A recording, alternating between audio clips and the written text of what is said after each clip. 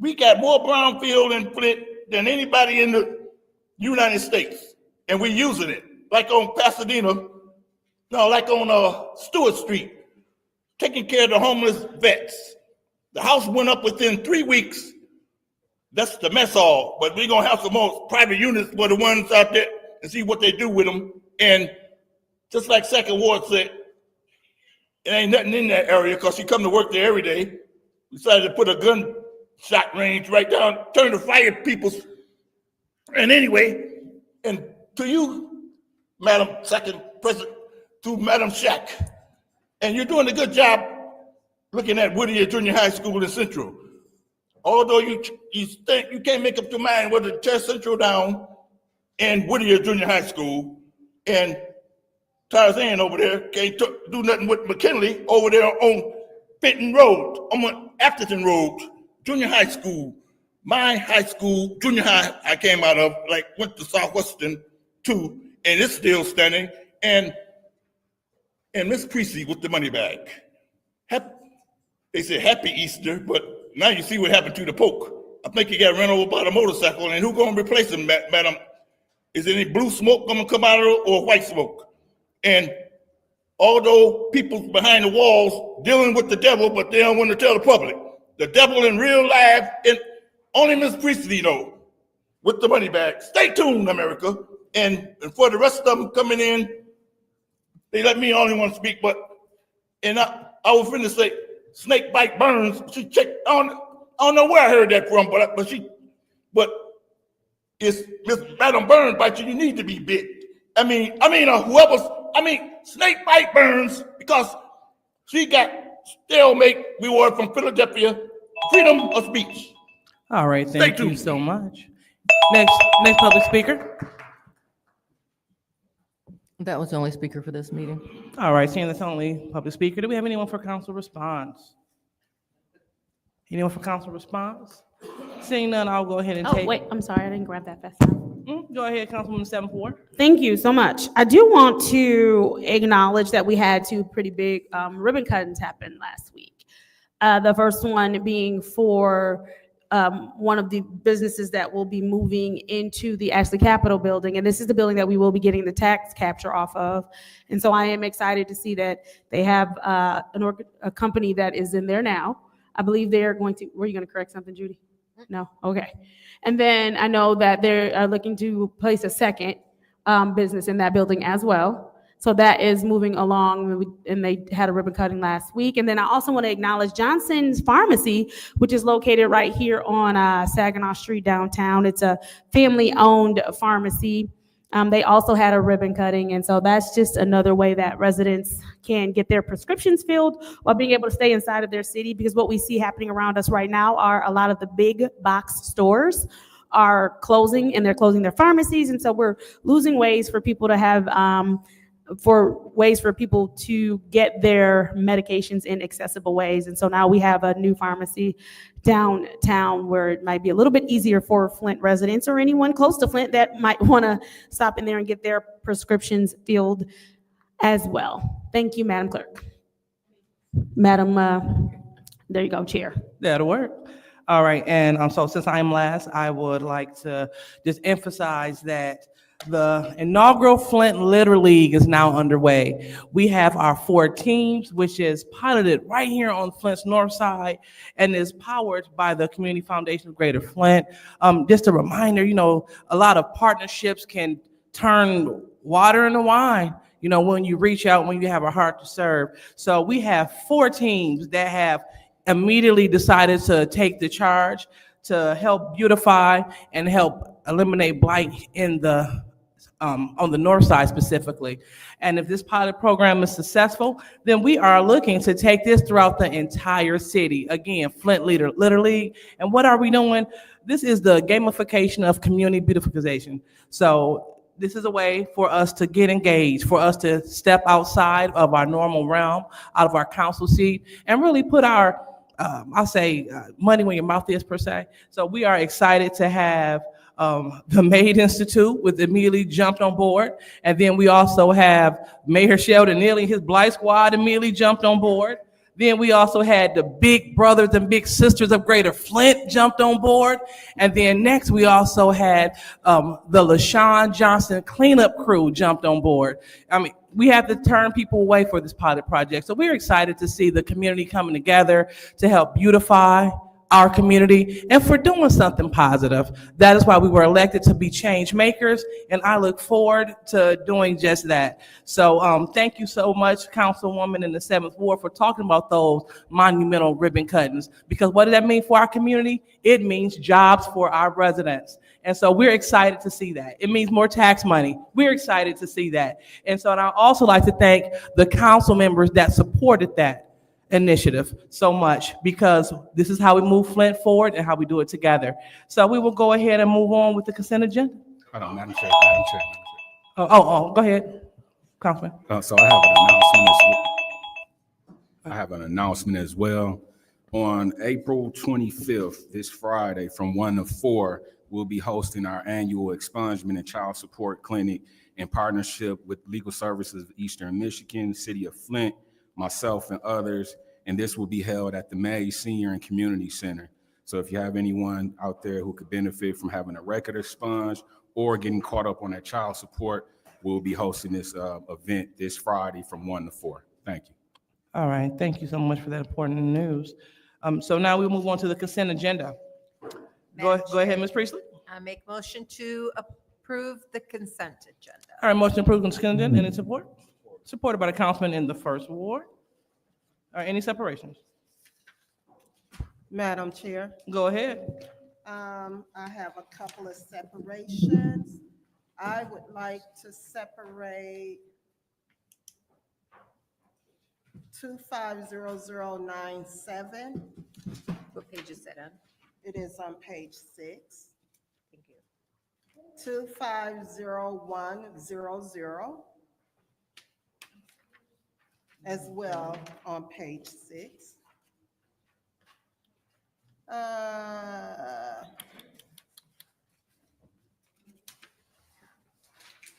And I think that's about it for me. All right. now. All right, thank you. Anyone else? All righty. So the consent agenda will contain everything with the exception of Resolution 250097 and 250100. Roll call, Madam Clerk. Oh, go ahead, Ms. Mashat. What are the separated? I just read them. Madam Chair, could you read those again, please? You went rather fast. And Okay, this- sure. So the separate agenda items are 250097, the reallocation of ARPA funds for the Water Rate Stabilization Fund. And the second one is Resolution 250100, the reallocation of ARPA funds for the youth job trainings for the City of Flint Second Clean and Safe Summer Program. Okay, Madam Chair, so we didn't separate, and so this goes to the consent agenda. So we did not separate 250082, is that correct? We only separated those two that I just read. I actually did, we separate 250082. I couldn't find the pen, so it's 250082. No, we didn't separate that. Can we separate that, please? Anyone else? If you could give us a brief second. This was an unplanned meeting. The agenda been out for a minute. Not a minute, Madam Chair. It was this, I think, Friday or Saturday. Right. We and we it's- did 250097, 250100. I'd like to separate. We already That's did that, Ms. separate. Burns. Okay, thank you. I'm going through it. Thank you. If you can just be kind enough as I go through this, I appreciate that. And that is, I would like to separate 250118.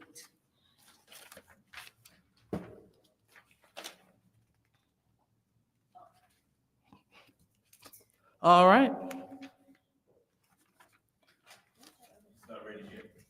So, Ms. Mashat? I missed the, Councilwoman Burns' very first separation. The first one. It was 250082. It's the reallocation of funds for the Freedom School Collaborative. Did we, Madam Chair, did we do 250085 too? No. I'd like to separate that too.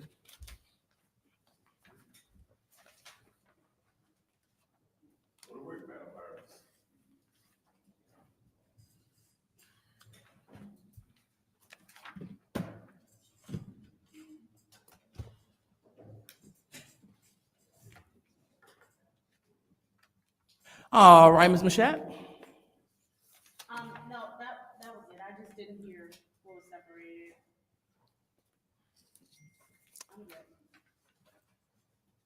All right, so the separated resolutions are 25008. Madam Chair. What is your separation? Thank you. Mhm. 250111, the amended Freeman and Robeson, additional outstanding charges, City of Flint audit. Okay. All right. Any more separations? All right, so as I read off the separated items, 250082, 250085, 250097, 250100, 250111, and 250118. All those items have been separated. So roll call for the consent agenda, Madam Clerk. Madam Chair, I just want to point out for the record that it's 250111.1 for the Raymond Robson. All right, thank you. Mr. Alamin? Dr. Lewis? Yes. Ms. Priestley? Yes. Ms. Winfrey Carter? Yes. Ms. Burns? Yes. Ms. Mashat? Yes. Mr. Pfeiffer? Yes. Mr. Jarrett is not in. The vote is 7 yes, 0 no. All right, the vote is 7 yes, 0 no, so the consent agenda passes. So.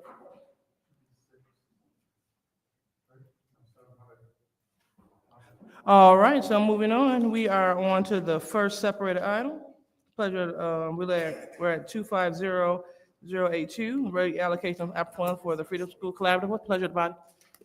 Madam Chair, Go ahead, Ms. Allen. I'd like to make a motion to send 250082/T to council. Well, discount. I'm sorry. Yeah. All right, any support? Supported by the council. No, it's not moved to council, it's Yeah. to approve. It's approved. All righty, so it is supported by the Councilman 7th Ward. Any discussion? Madam Chair, Go ahead, Ms. Burns. through you to Mr. Moore and Paul B., the deputy chief, I have a question.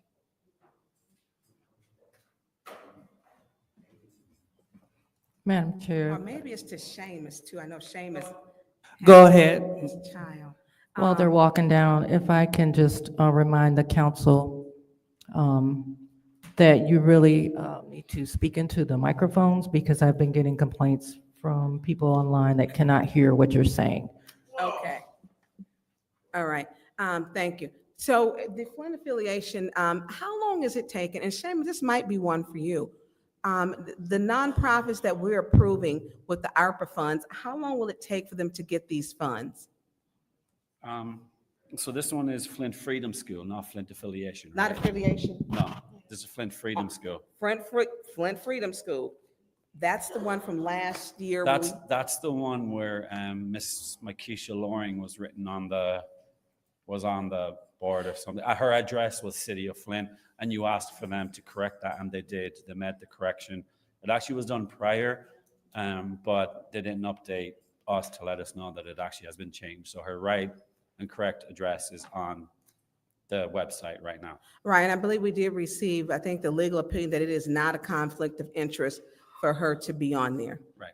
Okay, thank you. That's it. Anyone else in the first round? Anyone else in the second round? All right, we are looking for a roll call vote for resolution 240082. Roll call, Madam Clerk. 25, we're on 82. No, you said 2. Oh, I'm sorry, 250082. All right, thank you. Go ahead, Madam Clerk. Dr. Lewis, Yes. Ms. Priestley? Yes. Ms. Winfrey Carter? Yes. Ms. Burns? Yes. Ms. Mashat? Yes. Mr. Pfeiffer? No. Mr. Jarrett is not in. Mr. Alamin? Yes. Vote is 6 yes, 1 no. Vote is 6 yes, 1 no. That resolution is approved. So now we're moving on to Resolution 250085. Madam Chair, Go ahead, Ms. Priestley. Wait, we Motion to- separated 8-4. motion to approve 250085 reallocation of ARPA funds youth arts unlocked. All right, is there any support? Supported by the councilman in the first ward. Any discussion? Madam Chair, Go ahead, Ms. Burns. I don't have my laptop with me. Maybe through you to Seamus, could you, this is the one where we're giving money to the juvenile detention center. And if you can just put your hand up through the back, I know you got the little one there. Is this the one that, through that one? Okay, and, okay, that's all I need, because thank you. Anyone else in the first round? Anyone else in the second round? All right, we're looking to have a vote for Resolution 250085. Roll call, Madam Clerk. Ms. Priestley? Yes. Ms. Winfrey Carter? Yes. Ms. Burns? No. Ms. Mashat? Yes. Mr. Pfeiffer? Mr. Jarrett is absent.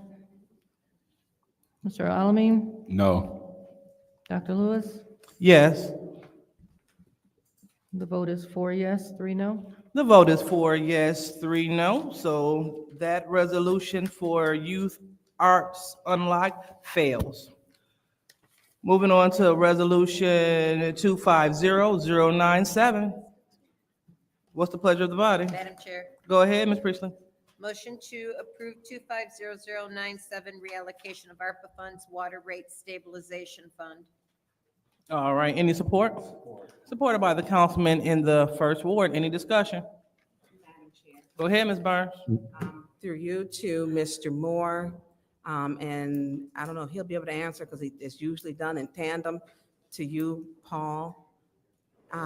My question is, some of the questions that were not answered, which we're required to follow the water distribution system optimization plan. Some of the questions that I had asked, I don't believe I gotten all those answers, but yes. At the last meeting, Councilmember Pfeiffer requested some changes to the resolution which we've made. If you'd like me to pass that out, I can. Can you say that again? I didn't understand that. At the last meeting, Councilmember Pfeiffer requested that we make some changes to the resolution. Okay, so you have some changes there for us? I do.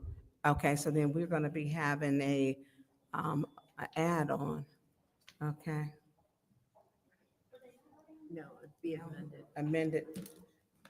Thank you. I haven't seen. Thank you. Is this for, just changing it to the fund or transfer fund instead? Okay. Okay, so, so this is the change, because so people see us getting this. So this is, during the conversation, it was discovered that the fund did not have limits on it, and the fund could be used for more than just for water. So this was the changes to where you're making a transfer. Can you just tell us what this is and what's the difference between the two? At the last meeting, the request was made to do it as a transfer to the water fund, which is what this does. We will no longer have a water rate stabilization fund. It'll just be a transfer to the water fund. It has very nominal impact in terms of the accounting. The accounting is almost identical. So it makes sense, it's easy, and the administration agrees with it. So before the water stabilization fund was a new fund? Is that Correct. Okay, so, That's correct, but you need to understand that when it came time to like the financial statements for the city, that the rate stabilization fund would have been consolidated with the water fund. So there's really So- not much difference. Okay, but except for this one, it goes directly to the fund. We don't have to create a new fund, so it basically takes all the guesswork out of it when your conversation, when we had with Councilman Pfeiffer and through our other colleagues. So this will give the temporary needed relief for the water stabilization fund, is that correct? That's correct. And then- Okay, so let me pause you, Councilwoman Burns. Point of, this is my time. I understand, but we have a budget meeting at 5 o'clock. This So, is the- what- Madam, Ms. Burns, please. No, So what we have to do, thank you for allowing me to do my job. The chair will entertain a motion to thank you, to recess this meeting immediately after the budget meeting, or to postpone the budget hearing to after this meeting, or after this resolution. So, again, the chair will entertain. Don't shake your head. Madam Chair, Go ahead, Ms. Priestley. I make a motion to go into recess until 9. I believe the budget hearing ends at 9, Correct. till 9 o'clock. no. All right, so there's a motion on the floor to go into recess until 9 o'clock. Any support? Okay, no support. The chair will entertain another motion. Madam Chair, Go ahead, Ms. Michelle. I'd like to make a motion that we go into recess after we finish this discussion item to go into our budget hearing. All right, so a motion has been made to go into, to go into the budget hearing after this budget item, supported by the councilman in the first ward. Roll call, Madam Clerk. Ms. Winfrey Carter? No. Ms. Burns? no. Ms. Mashat? Yes. Mr. Pfeiffer? Mr. Jarrett is absent. Mr. Alamin? Dr. Lewis? Yes. Ms. Priestley? Yes. The vote is 4 yes, 3 no. Well, the vote is 4 yes, 3 no, so that motion failed. The chair will entertain another motion, or we will have to adjourn this meeting anyway. So it's on this body. Go ahead and speak to my, go ahead, madam. Hold on, Mr. Mitchell, let's not do We that. can keep this going. No, we Proceed. can't. We have a public hearing that's been published. We in the can keep newspaper. this meeting going. No, we cannot. Yes, we can.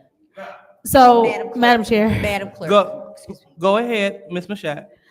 Because the budget was already posted to start at a certain time, and it is considered a public hearing, a public meeting that we have to start, I'm asking my colleagues if we could please just finish this discussion item and then go into what we posted, because legally we have to go into what we posted, so we can at least just finish up this discussion item. So I'd like to make All a right. motion for us to. Madam Clerk, am I correct in that? The council can entertain, or you can make a motion to delay the start of the public hearing, the budget hearing, until after this council meeting, if that's your pleasure. Support. All right, I'm glad the colleague decided to finally do that. So there's a motion on the floor. Yes, you're right. So there's a motion on the floor to postpone the budget hearing to after, is it this meeting? Or to after this meeting? All right, roll call, Madam Clerk. Ms. Burns? Yes. Ms. Mashat? Yes. Mr. Pfeiffer? Yes. Mr. Jarrett is absent. Mr. Alamin? Yes. Dr. Lewis? Yes. Ms. Priestley? Yes. Ms. Winfrey Carter? Yes. The vote is 7 yes, 0 no. The vote is 7 yes, 0 no. So we will continue with this meeting and postpone the budget meeting to after this meeting. So, Ms. Burns, you may proceed. So, Mr. Moore, so I get this is just the transfer, but I did still have questions about with this this funds, the funds transfer and dealing with the water distribution system optimization plan, are we doing $6 million worth of water main replacements each year? We're doing a lot of, I can't tell you the exact amount of the replacement mains, but we are doing, planning for replacing the mains. We're also planning to just upgrade the infrastructure in general. There's water, there's things, there's more than just the mains for the water infrastructure that needs to be upgraded. Right. Have you heard of the water optimization plan? Yes. Okay, and so are we following that plan, and where are we at on this plan? I know the very basics. You need somebody from the water plant to really answer that question. Do we know when Mr. Miller, is he doing okay, or when he will be back? My understanding is that he's had begun to have some limited office hours, which is a good sign, so he should be back shortly. Okay, so he is still out. So these are, and a lot of these questions deal with this plan, which deals with these enterprise funds, and he's not here. And I don't even see Amanda here. So, okay, thank you. Anyone else in the first round? Yes, Madam Chair. Go ahead. Madam Chair, through you to Mr. Moore.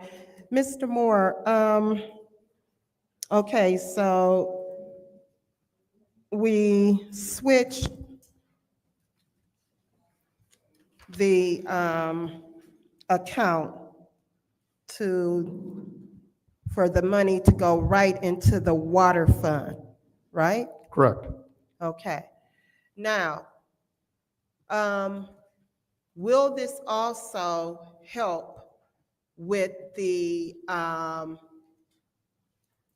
sewage cost? No, this will be 100% water. The sewer fund is in better shape financially than the water fund is. Okay. How much of a better shape? Are we looking at increases as far as the sewage costs? No, we're not. Until when? My guess is that we got at least 2 or 3 years before we have to. Because we need to also think about that part of the water bill. You're absolutely right. Yes, it's all a package, and sewer fund is just as important as the water fund. So what is the plan as far as the sewage rates? We do not need a rate increase at this point, and we have a few years to get to look at that, and we don't anticipate having to increase the rate in 26 or 27. But just as proactive as we're trying to be with the water fund, we need to be proactive as far as the sewage fund. I would agree. Because if you look at the water bill, it goes hand in hand, right? Absolutely. People are concerned about the water bills, period. Right. No talk about the sewage rate. And we need to have a plan as far as the sewage rate. That's correct. So when can we get a plan as far as the sewage rate? Because we're looking at that increase as well. One of the requirements of our wastewater permit is that we have to have an asset management plan, which is underway. And the asset management plan will help determine how much you need to have in the future, what you need to do for the future. As you're aware, we are spending millions of dollars right now replacing a force main, one of the big projects. That's probably the biggest project the city has right now, is for the force main. Okay, so last week in our discussion, you said that the residents' rate, without this $2 million, the residents' rate would increase to $5 to $7, right? That's correct. So with this $2 million, the residents will not look at any increases as of now? That's correct. Until when? We will re-examine that every year. At this point, we believe it'll get us through 26 and probably through 27, but we'll re-examine 27 next fall or next spring. Okay, do we have a plan? Our plan is to look at it every single year, and we're comfortable that in 26 and most likely 27, we're not going to have a rate increase. Okay, how are we doing with collecting overdue water bills? That's a problem area. We have a large balance in receivables for both water and sewer, and that has risen so that now approximately 20% of our customers are delinquent or behind in their bills. Okay, and that's a question for Amanda. Yeah. All right, thank you, Madam Chair. Anyone else? Madam Chair. Go ahead, Mr. Pfeiffer. Mr. Moore, this is a partial of what I asked for. I asked for how these dollars would be used, and this is basically only saying that's going to be for the 5.9% increase. Right. I can show you how our costs have increased over time. I don't have copies of this for everyone.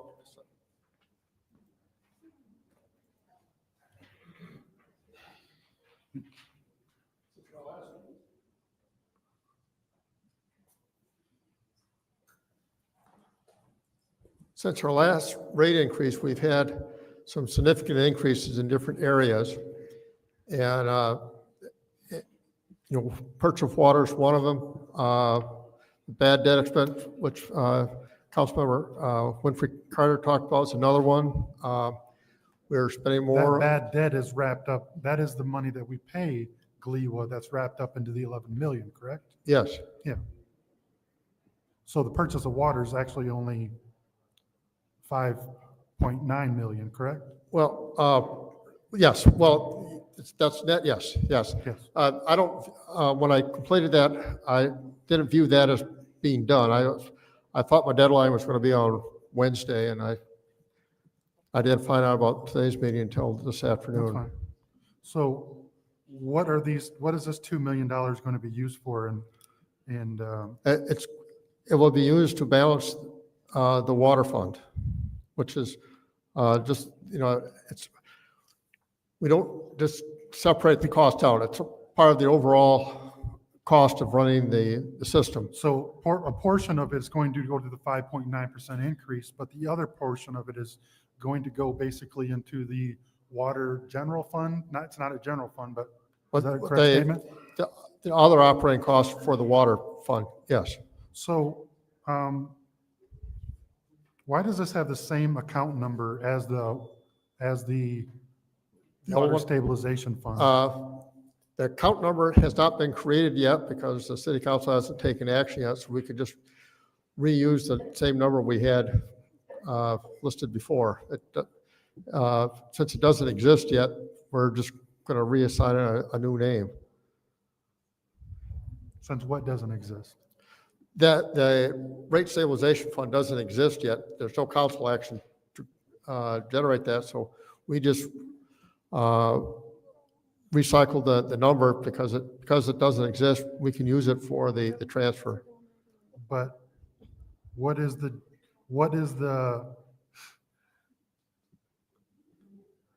so this is going to go into the 591 account though, right? That's correct. Okay. So where can I get a breakdown of what this $2 million is going to be used for? Well, what you have is a partial list of the types of things. It's basically every cost that we have. There's been increases over the last 10 years.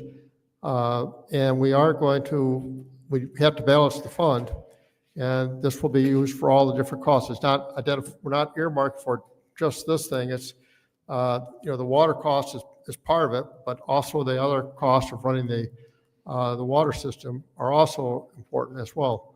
So how much of this 2 million is going just for the water increase? An estimate would work. Just a rough number. I don't know, probably, I'm guessing, well, being at Modesto can't, I'd guess maybe a 500,000 or so. Okay.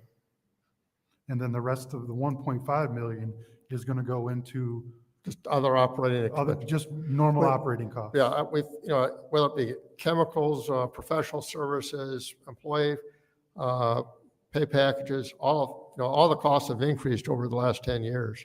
Okay. And the purpose was just to make it so we don't have to have a rate increase next fiscal year. No, I get it. And I just want to be transparent that the $2 million wasn't entirely for the rate increase. It was for other operating Oh, costs. yeah, all the costs have been increased. So if we didn't have those other operating costs, potentially we could sustain 4 years, 4+ years Yeah. with this rate increase, with this $2 million. Is that correct? But everything's going up, as you know. I'm sorry?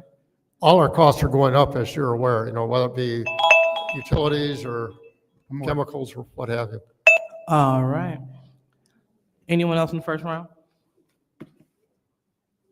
All right, anyone in the second round? Oh, Madam Chair, Go ahead, Ms. Priestley. I make a motion to amend 250097 to 250097.1. Because we have new language. Because instead of creating a water fund, it is transferring directly into instead of creating a water stabilization fund, it is going directly into the water fund rather than an intermediary step. All right, so there's a motion on the floor to amend Resolution 250097 to 250097.1. Any support? All right, it's been supported by the councilman in the first ward. Any discussion? All right. Madam Chair. Madam Chair, Oh, go ahead. there's no discussion on the motion to amend. Okay, thank you. One clear. All right, so we'll go straight into the roll call vote, and this is to amend Resolution 250097 to 250097.1. Roll call, Madam Clerk. Ms. Mashat? Yes. Mr. Pfeiffer? Yes. Mr. Alamin? Yes. Ms. Lewis? Yes. Ms. Priestley? Yes. Ms. Winfrey Carter?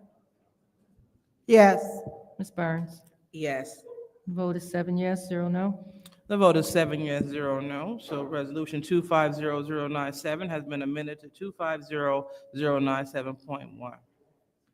So now, what is the pleasure of the body?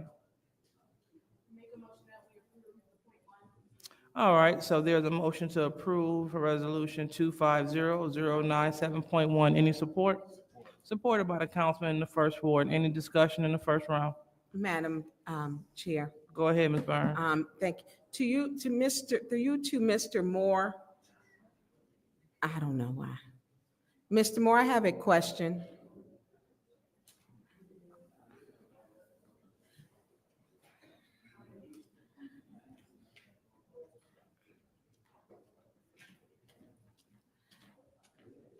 So when we talk about lowering the water bills, I know that we do not have, I don't know who would be able to speak to this, but the city of Flint has a $9.2 million leak detection meter. Do we know what percentage of our leaks, of our water that we pay for that just goes through leaks in our system? I do not know, but I can find out from Mr. Miller. Okay, because I know it was over 50%. So we're 50% of our water with this new meter. I should be able to get it closer than, I can probably get it even without, I'll get you the answer for that. That's, Okay, do I need, Do I need to, I don't have my lap. You need me to shoot you an email to ask you that question? Because if we're losing 50% of the water that we're paying for, and we don't know where it's going. So, That number strikes me as being very high. I don't think it's that high, but I'll find out. I'll let you know. okay, do I need to email you, or are you good? I'm good. Okay. Thank you. Anyone else in the first round? Yes. Go ahead, Mr. Pfeiffer. Mr. Moore, I want to stress, I know Amanda's not here.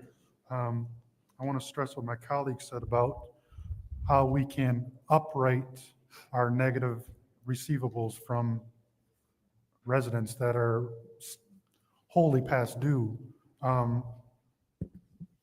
Because I think we're running a $10 million deficit in the water fund alone. So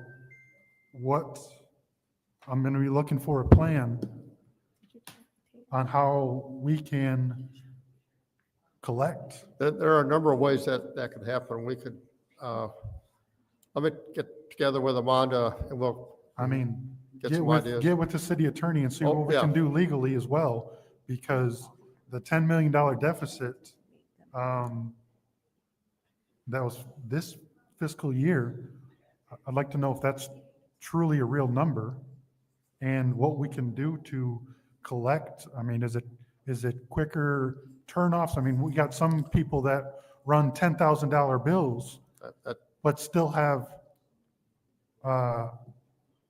still accumulating negative balance. There are some changes we can make to our water shut-off policy that could make it easier to shut it off. So Because the folks who pay shouldn't be penalized. I would agree. This $2 million, if this passes, is a literal Band-Aid on a bullet hole. So I'm hoping that the administration has a plan to right-size this with our escalating cost. And Mr. Edwards is coming. I'm assuming he has something to, because our collectibles aren't getting any better. So, Mr. Edwards, did you have something to speak on? I would just say that, as we continue to look at this issue, we're having discussions about better ways. We're looking at all aspects of this water situation. The 2 million, as you pointed out, is a placeholder for us to get past this process, move on and get past this process. But it's a strategic move that's necessary at this stage while we continue to evaluate all the other pieces. The water saving, we're looking for ways to save in all aspects of this issue. In terms of water leaks or whatever's going on with the system, we're working hard to Mr. Miller and his team has been working hard to try to figure out other ways that we can save. So right now, this was just a temporary measure, if you will. No, I understand that. I Yeah. just want, when are we going to be presented a plan on how we have I'm going to say a water fund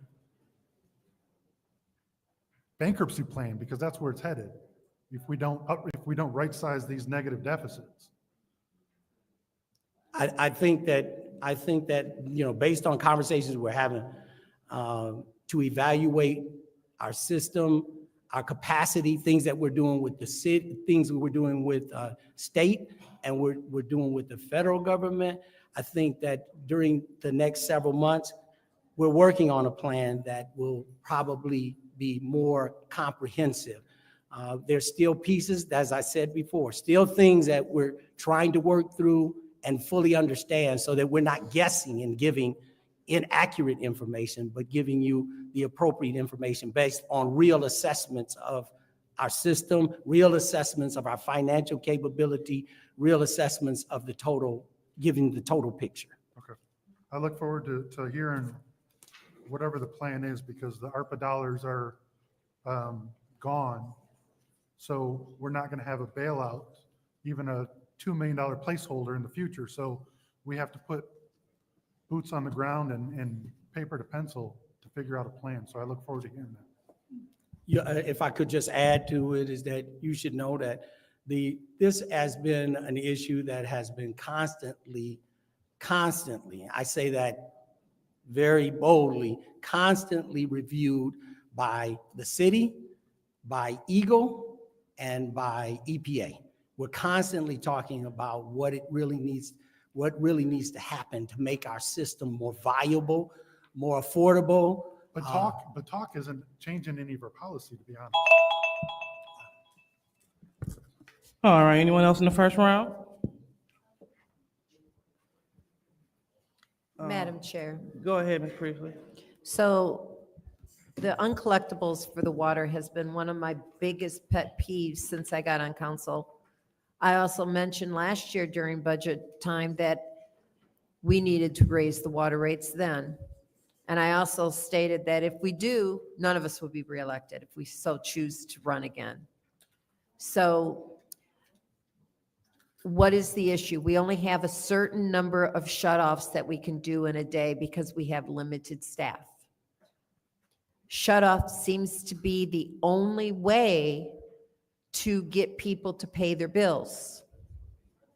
However, we have people who put cement down there, they're shut off, so we can't get to them. And we have people who live without water anyways. I get numerous calls about houses without running water and electricity and people living in them. We can shut off the water, but how do we stop them from living in a house that should be condemned because it has no running water or electricity?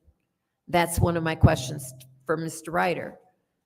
And I just want people to know that this is an issue that is across the city, and it's a bigger issue than we can address because the will is not here to force people out of homes without water and electricity. And that's what other communities would do. If you don't have running water, you don't have electricity, your house is condemned and you can't live in a condemned house. We condemn houses with no water, no electricity, and people are still living there and we don't do anything about it. Thank you. All right, anyone else in the first round? All right, anyone else in the second round? All right, seeing that there's no one else in the second round, I'll go ahead and take my time. So Councilman in the 8th Ward and also Councilman in the 4th Ward, they make a great point. How can we get residents to pay? You know, and so it starts here. It starts here on council. So maybe council members that can assist with this effort. What will motivate you to pay your water bill? So we can make. So how can we motivate individuals to pay their water bill? If we are asking for individuals, for residents to pay, we must all be paid up here as well. So what motivates us to do this? We must be fair. Can't expect the residents to do something that we're not doing up here. And so thank you all so much for coming up with an ideal solution, because this is what we were elected to do. This is what you all are employed to do, come up with solutions. Thank you for your work in the water plant. Thank you so much with your help with this. But again, this is going to take a all hands on deck effort to make sure that we do right by the residents. So thank you all so much. So now we will go ahead and move on to, thank you. You all can go sit down. All right, so we will move on with the resolution. We are at resolution 2. Hold on, let me see, I wrote it down. All right, got it. Yep, 240097.1. That's 250097.1. All right, and roll call, Madam, Ms. Burns, are you going to participate in the vote? I just want to be fair, to put you on the record. Are you going to participate in the Water Stability Fund vote? Okay, got it. So go ahead, roll call, Madam Clerk. Mr. Pfeiffer, Yes.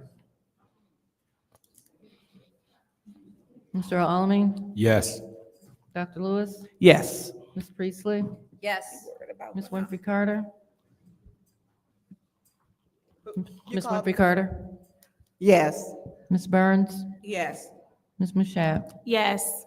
Vote is 7 yes, 0 no. Vote is 7 yes, 0 no. So that resolution passes.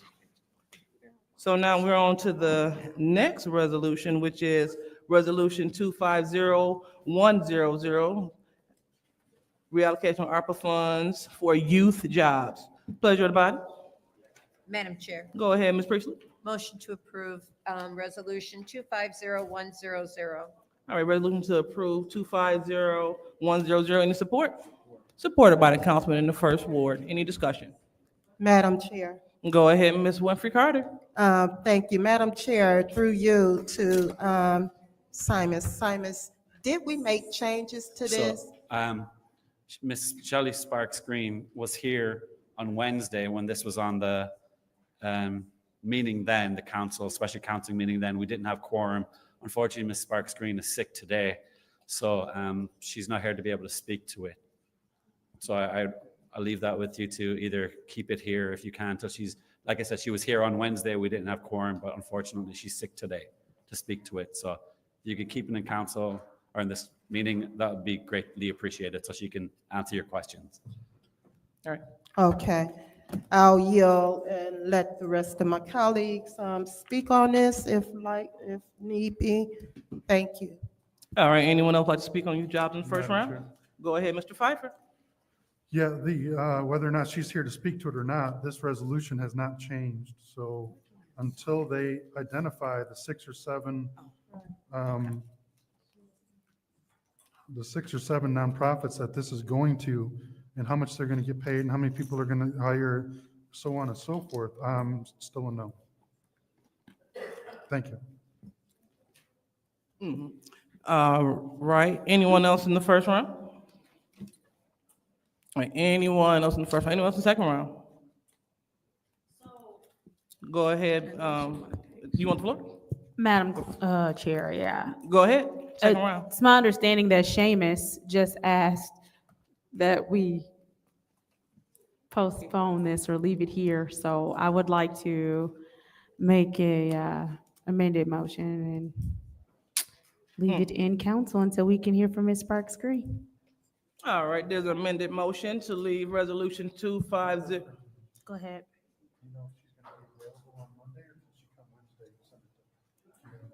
We don't know, so I'll just leave it at Monday, because he don't know either. She don't feel good. Can put it to Wednesday and then.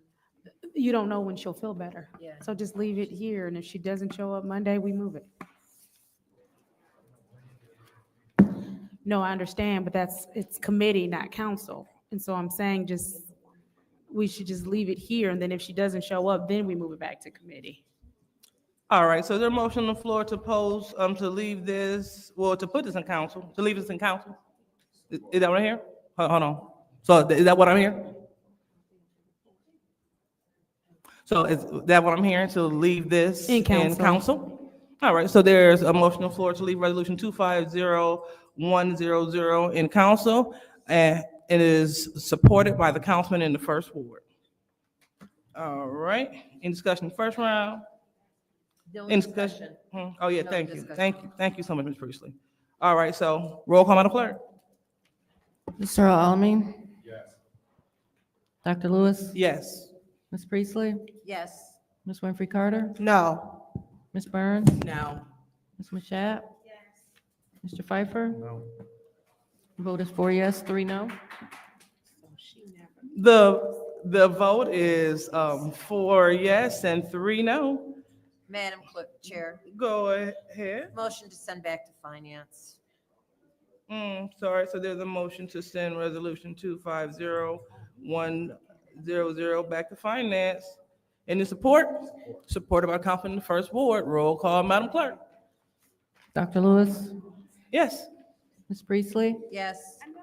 Ms. Winfrey Carter? No. Ms. Burns? No. Ms. Mashat? Mr. Pfeiffer? No.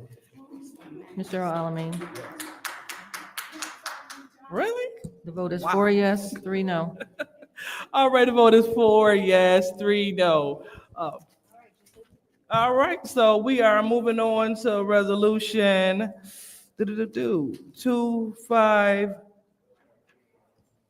the 250111. Point one. Point one. Madam Chair, Go ahead. motion to approve Resolution 250111.1, amended Raymond Robson, additional outstanding charges for City of Flint's FY 2023 audit. Any support? All right, been supported by the councilman in the first ward. So, Madam, any discussion? yes, through you to the city clerk. Can you explain to us what this is again? I know you were absent. You had a conference, I believe. Yes. So this resolution is for two invoices from Raymond. I'm sorry, I'm trying to pull it up here. And one is for outstanding charges for the 2023 audit. When council adopted the resolution approving Raymond for the audit for 2023, that resolution stated that it would include any extra charges. So those charges that would, whatever they had gone over for was already approved by council. And because of extenuating circumstances, including the cyber issues that we had last summer and other issues, there were a number of reasons why Raymond had to reschedule several times because of they had other commitments. So this includes those charges. Also on here, when I drafted this resolution, it states that there was a final progress billing, and that was for an additional $29,000. It has since come to my attention that some of these charges for 2023 audit might have been billed to the wrong PO. So it's still a question of if we still owe additional dollars to Raymond for the 2023 audit. So you do owe the $104,000. There just might be additional charges. So when we say this is the final payment for that, there might be some other payments that have to be. So there may be Amended. other payments that may more than this 29,000. Right, because it looks like they might have been charged to the wrong PO and charged to the wrong year, but it would be for this 2023 audit. So it Currently, looks like it was charged to maybe the wrong year. right, Okay. And so there may be, and the other charges may be approximately how much? not sure at this time, we're still trying to figure that out, but the outstanding amount of 75,000 is definite, and the 29,000 is definite. It states here that this would be the final billing, but that's might not be accurate. Okay, so there's an outstanding 75,000, Absolutely, and then we've got the 29,000. yes. Because we were told that this would be the final bill, and that's why I decided we needed to wait to hear from you, the clerk. Right, it is possible these could be, I'm working with someone in finance now just to make sure that we have it all figured out. Okay, But these amounts are owed to Raymond at this time. okay, thank you. All right, anyone else in the first round? Madam Chair. Go ahead, Mr. Pfeiffer. Through you to Madam Clerk. Madam Clerk, the $29,000, that was part of the original contract? That was the last progress billing? Is that what you're saying? Correct, that was the last amount after the 75,000, which the breakdown was here where they gave a discount, all that.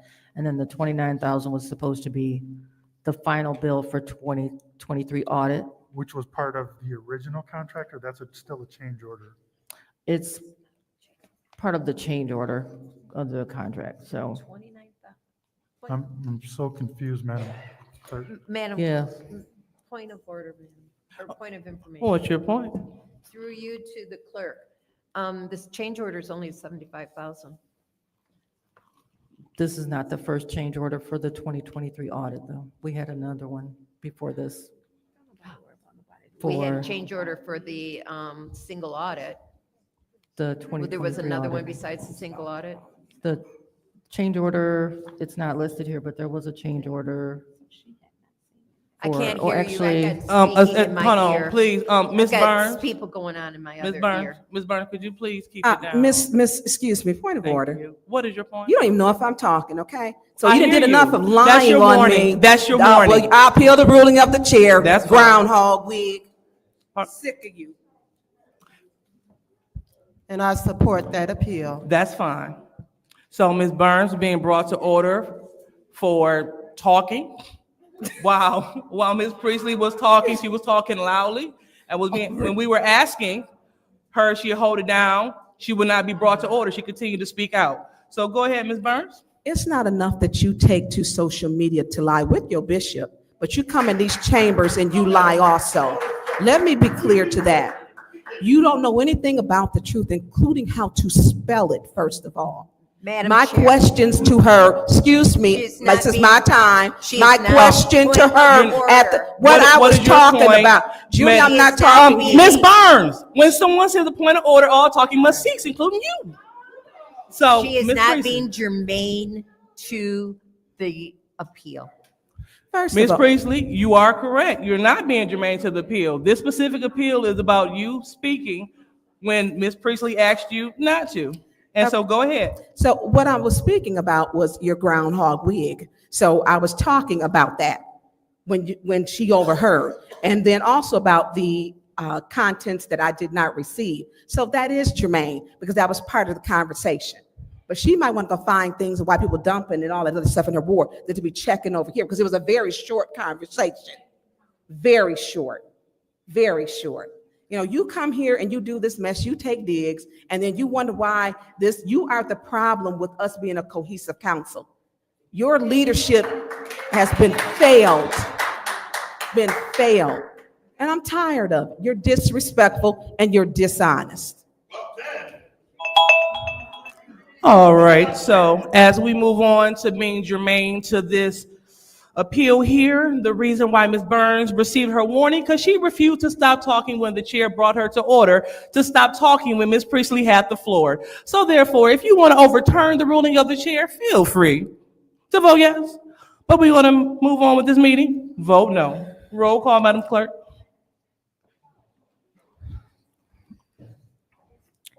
I'm sorry, for the record, I didn't get who seconded that appeal.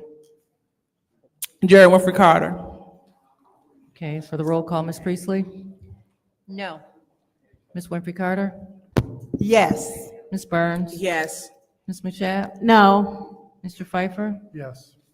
Mr. Alamin, Dr. Lewis. No. The vote is 3 yes, 4 no. The vote is 3 yes, 4 no, so that warning stands. Councilwoman Burns has been warned for being disorderly. So let's move on to, is it still on you, Ms. I Priestley? was still in my point of order, or my point of information, I believe. Go ahead. Because I was just trying to clarify about the other, another change order with this for fiscal year '23. I knew we had done Point of order. a res, What is your point? I have the floor. She's using a point of information to get the floor. I'm just trying to get clarity. All right, so Ms. Priestley, so if he had the floor and, I will wait until my own time. okay, thank Go you. ahead. Go ahead, Mr. Pfeiffer. So, Madam Clerk, do you have the breakdown in front of you of how much the original contract and how much we paid in change orders? It's spelled out in the resolution. The original contract was for $259,000 plus an additional $10,000 for out-of-pocket expenses. And And what are those out-of-pocket expenses? The out-of-pocket expenses would be, not what it is now, like,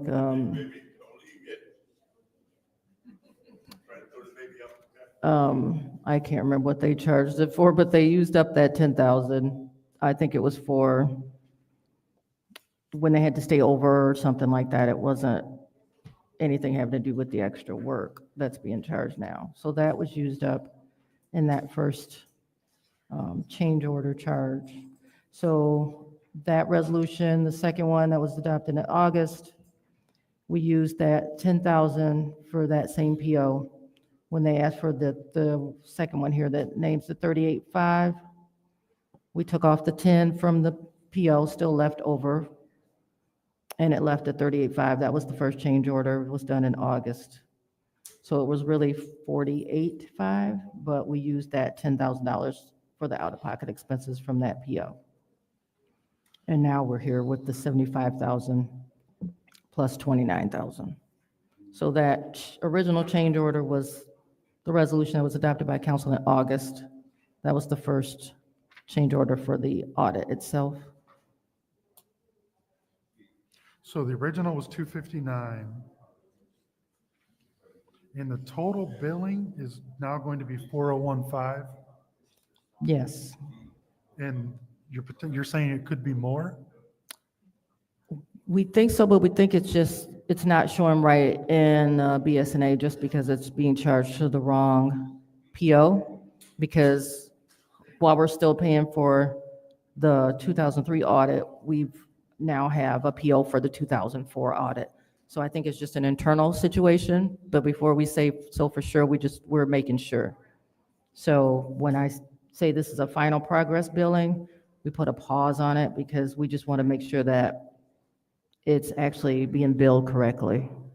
So what's the budgeted amount that we have for this audit? Because I don't think we have over 400,000. The budgeted amount for the 2003 audit was the 259 plus 10, so 269 was the total. So are we doing a budget transfer? Because some of this was paid for by the finance department, if I'm not mistaken, correct? Right, the 38, that first, 38.5. yeah, that was taken out of their budget, and that we budgeted, I think, 350,000 in that line So- item. So why because isn't this 75? Because that 75 seems like it's an administration error. Why isn't the administration covering the 75? So this will come from general fund balance. It's not going to come out of the council's budget. Okay. So it is being handled by the administration from general fund. But we did have money in that line item for professional services that weren't being used because it was for other items. But finance covered the 38, and this amount is coming from the fund balance. I'm sorry, what was that last? Finance covered that last change order, and this one is going to be taken from the general fund balance line item. Okay. Thank you, Madam Chair. All right. Anyone else in the first round? All right. Second round. No. All righty. So since we have no one else, roll call, Madam Clerk, to pass resolution 250111.1.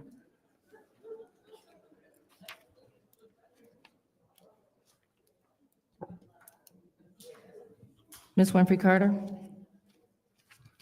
He is not in. Ms. Burns? Yes. Ms. Mashat? Yes. Mr. Pfeiffer? Yes. Mr. Alamin? Yes. Dr. Lewis? Yes. Ms. Priestley? Yes. The vote is 6 yes, 0 no. The vote is 6 yes, 0 no. So that resolution passes. The last resolution of the evening is for 250118.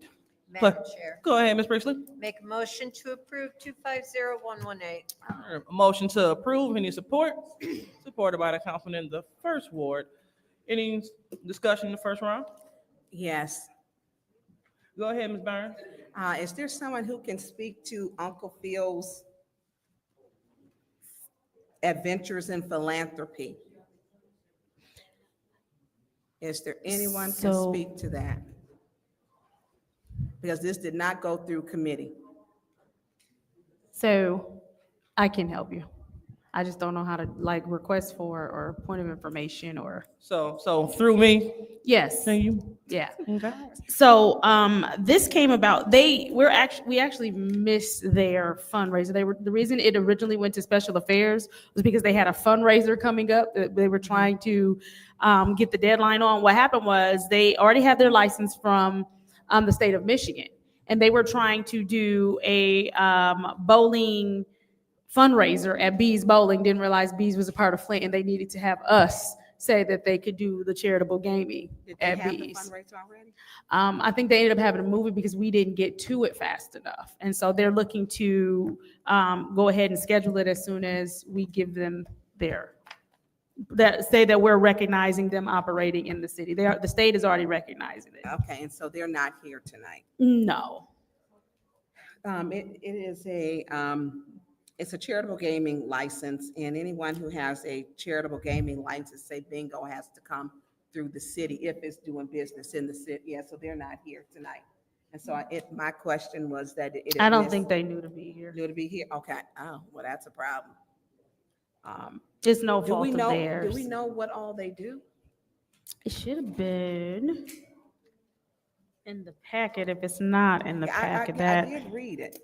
I would like to, because I know when we had someone who had, or the last one that we had was Mercedes Kenny. And right. she came up to present, to tell us what it was about.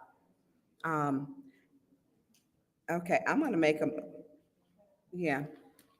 motion to send this back to committee. I don't know which committee it goes in. Because Madam I would like Clerk. to talk with them. Madam Clerk, Yes, ma'am. what committee does this go to? Government ops. What's she saying? Government operations. Okay, I'd like to make a motion to send Uncle Phil's Adventures in Philanthropy back to, or not back to, send it to government operations. All right, motion on the floor to send this resolution to government ops supported by the councilman in the 8th Ward. Roll call, Madam Clerk. Can you have them come? Ms. Burns? Yes. Ms. Mashat? Yes. Mr. Pfeiffer? Yes. Mr. Alamin? Yes. Dr. Lewis? Yes. Ms. Priestley? Yes. Ms. Winfrey Carter? Yes. The vote is 7 yes, 0 no. The vote is 7 yes, 0 no. So that resolution has been sent to government ops. And I believe this is the end of the agenda. Motion to adjourn. All right, the motion to adjourn. Any Support. Supported by the councilwoman in the 7th Ward. Roll call, Madam Clerk. Huh? Yeah. Ms. Mashat? You might have to do it. Mr. Pfeiffer? Yes. Mr. Alamin? Yes. Dr. Lewis? Yes. Ms. Priestley? Yes. Ms. Winfrey Carter? Yes. Ms. Burns? Yes. The vote is 7 yes, 0 no. The vote is 7 yes, 0 no. This meeting is adjourned I'm leaving. at 5:52. Madam Clerk, should we start the public hearing at 6 and be consistent? It will be an hour behind. Okay. All right, we'll be starting the budget hearing for the mayor will begin at 6 o'clock.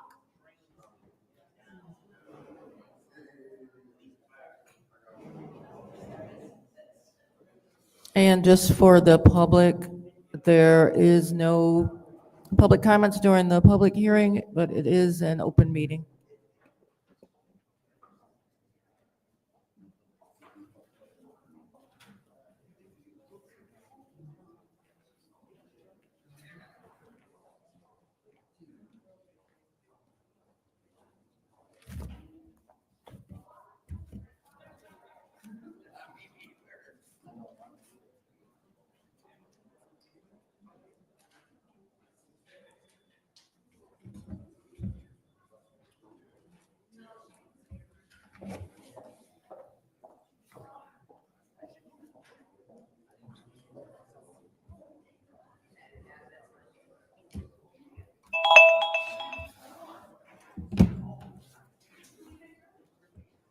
What you want? Hey, oh yeah, they want, yeah, somebody asked me, oh yeah, I just said mine. We ready? We ready? Oh. Yeah, we got we gotta get done with the printer. That's what I'm talking about. They got to go to work. Okay, first thing in the morning, we're gonna pay them extra.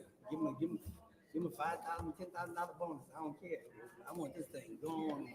I'm sick of it. So yeah. So, okay, so he's here. I mean, he gonna be in. He was here because he's supposed to still come. Yeah. He said he was. That's all I know. Chris. Madam Lawyer, can I charge my phone up on your desk while you go? Why not? Man, this plug's all over the walls, man. I'm finding plugs. Hey, bring it up. The world, man, you ain't that cheap. What you got talking about? Trying to figure out a way to punish the public for the water bill. Trying to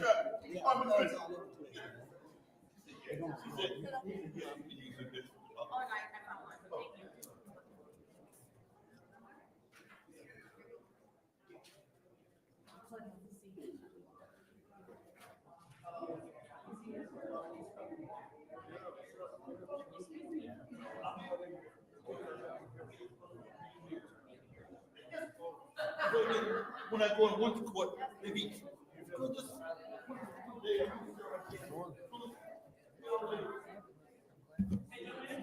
Yeah. Madam Attorney, could you please hold up for a second? 1 second. I think Christian should be right in the middle. People keep saying that.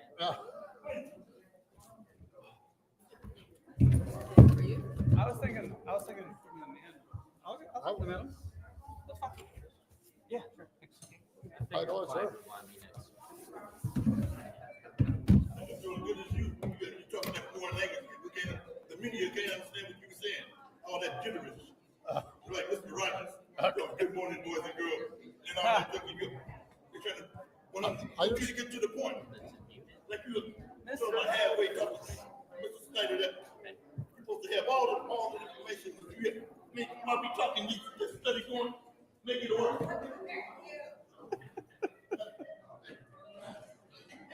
Ain't nothing like RL. Let's see.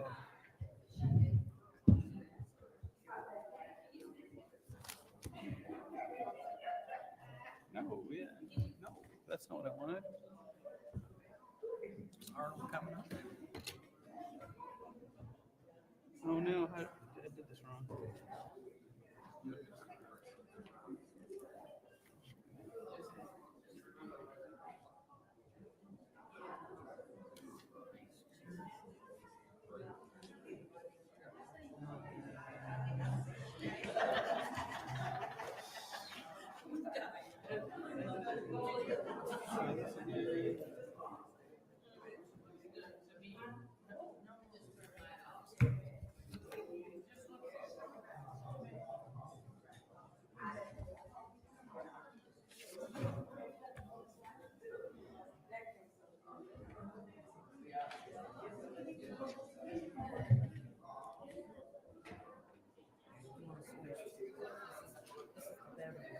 Okay.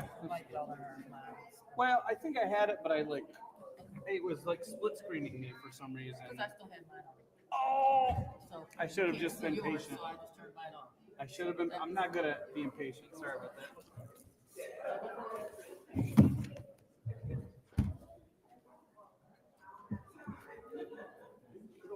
Day off.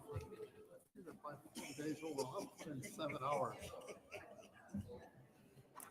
I'm not going to argue with you now one bit. Uh-oh. Am I too far away? No, you just fine. You next to Jay. You got all the answers with Jay. You mean I got all the answers because I'm next to him? Huh? You mean I got all the answers because I'm next to him? Yeah. He's the one that put all the notes in and everything. He's got it. He's got it figured out. Ain't my money. The big difference there is Yeah. we had a grant that we applied for. It hasn't come in yet. Oh, so, You anticipate. you know, these are, Yeah, I know. Okay. So that's what moves that to that, okay. we missing anybody or? Well, I don't think mayor's can make it. He mentioned something about having to shoot somewhere, so. So we're first. Oh, I don't know about any kind of order.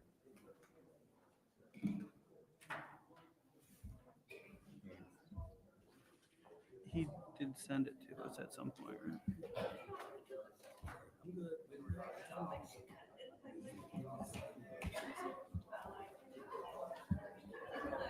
Does not work very well.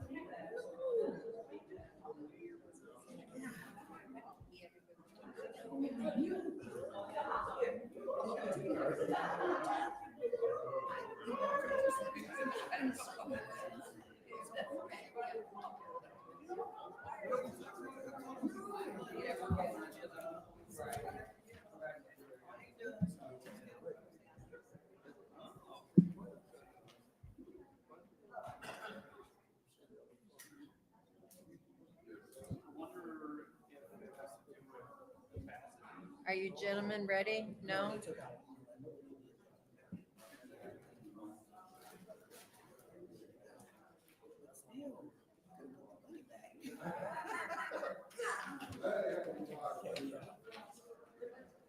Well, you see, she just got.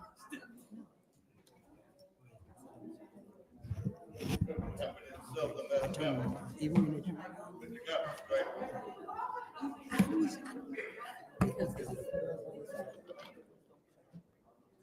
I can let Seamus do you like that, No, you can press this. Wow, you look like you put a aren't piece of some.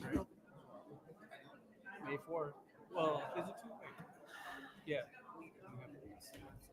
Yeah, so you have to push it and see it.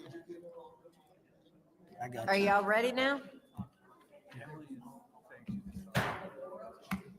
You ready, right? The time is 6:02, and I'm calling the budget hearing for the mayor's office to order. And I would ask the people in the back to please be quiet. We are now conducting business. Thank you. And for the record, members in attendance are Judy Priestley, 4th Ward, Jerry Winfrey Carter, 5th Ward, Tanya Burns, 6th Ward, Candace Mashat, 7th Ward, and Dennis Pfeiffer, 8th Ward. I'll let you guys do a presentation based on the time we'll do 2 rounds, 10 minutes for the first one and 5 minutes at the second, and then we'll evaluate time at the end after everybody gets those 2 rounds. If you don't need to use up all your time, it'll be at the end to divvy up if needed. Okay, go ahead. The first budget will be for the mayor's office, which includes the mayor, the city administrator, and the blight elimination programs. The one thing which is important to bear in mind when you review the mayor's budget is that there was a grant that's been factored in that we haven't received yet, so we didn't recognize the revenue, which means that we recognize all the expense in the general fund as opposed to the grant fund. So it looks like the mayor's budget has had a big increase, but it really hasn't. It's the same basic staffing levels, just that we're waiting for the grant to show up. And they just haven't made a decision yet. We anticipate to hear from that any day now. Beyond that, the budgets for the mayor's office and city administrator are pretty much the same. Blight has seen an increase. One of the things that the mayor has emphasized is working to eliminate blight, so we have increased that. There's also a grant for blight, which was not factored in when we prepared the budget, which we have received. And that's, Arnold can talk about that later, but that's one, also like 900,000. $1 million. $1 million, that's mostly for equipment. And so there's going to be a real emphasis on trying to do more with light this year.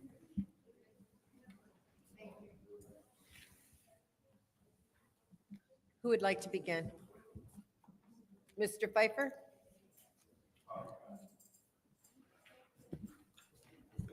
So,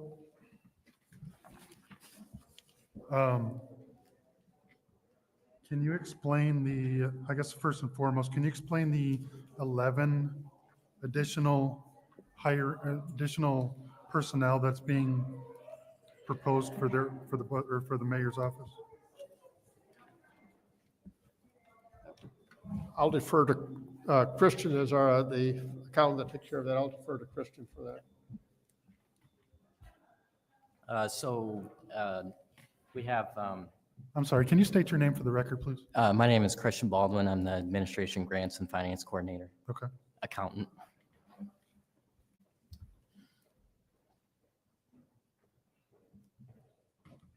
Because it shows that you're going from 18 to 29 heads. Can you explain what those heads are? And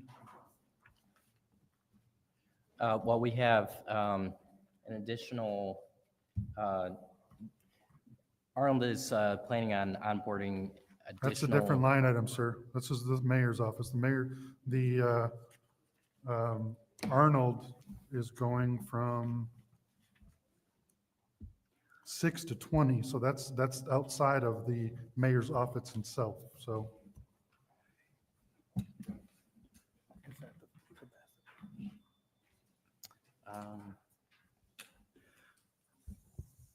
I think part of that is due to, Can you introduce yourself for the record, please? Yes, sir. My name is Jay Linsman. I am the Budget and Grants Administrator in Finance. I believe what Phil referenced was that we have a grant coming, capacity, and we've had to, because we haven't received it, we haven't got the approval yet, which we are in full anticipation we are getting. Those positions that were funded by that grant is part of that 11. I can't speak articulately on exactly who those people are, but I know that is part of the increase, which is really just illusory. What is the grant that we're speaking of? Financial Recovery Technical Assistance from CS Mott. It is the third one, I believe, that we are in great anticipation of receiving.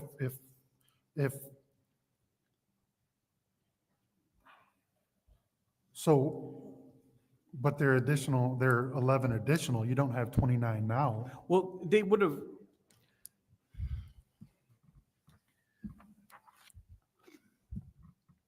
I'm trying to think how that worked before, because I believe some of them were all grant funded, which weren't all in the mayor's office. So that's why it's a little bit ambiguous as to where they came from. I can't speak articulately again on that because I know that those were grant funded positions. So what's the grant again? Financial Recovery Technical Assistance. It's also called capacity loosely. Did we get it last year? We've gotten it the last 2 times, yes. And how much is that grant? Oh, man.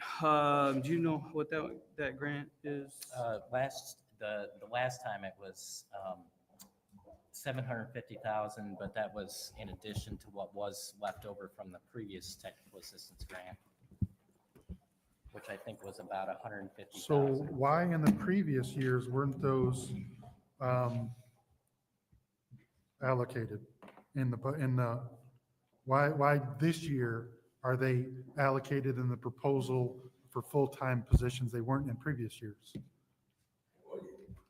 Well, I believe they were budgeted in the fund, in the grant fund. So why aren't we doing it this year? Why are we putting it in the mayor's office and putting it on the fund? We haven't received the grant yet. That's the reason why. No, I understand that, but why? My question is, why are we changing for this year when, if we've had those positions and they've been grant funded, they haven't been in the part of the budget in previous years, so why are we changing it this year? Last year, we knew the grant was going to be received, and so we could budget that way. This year, we didn't, so we're showing that we have the capacity to fund those positions if the grant doesn't show up.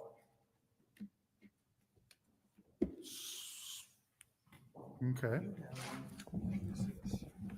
If I may. yes, please. Yeah, I think to your particular inquiry, every year since I've been here, since 19, we've had this particular grant. And maybe it has always been confirmed prior to the budget period. This time, it has not been confirmed. Yet, we still wanted to budget adequately for those positions. So can someone explain to me what each one of those positions are? We have the whole list of positions for the mayor's office. Can somebody explain to me what those positions are? I'm working on getting it.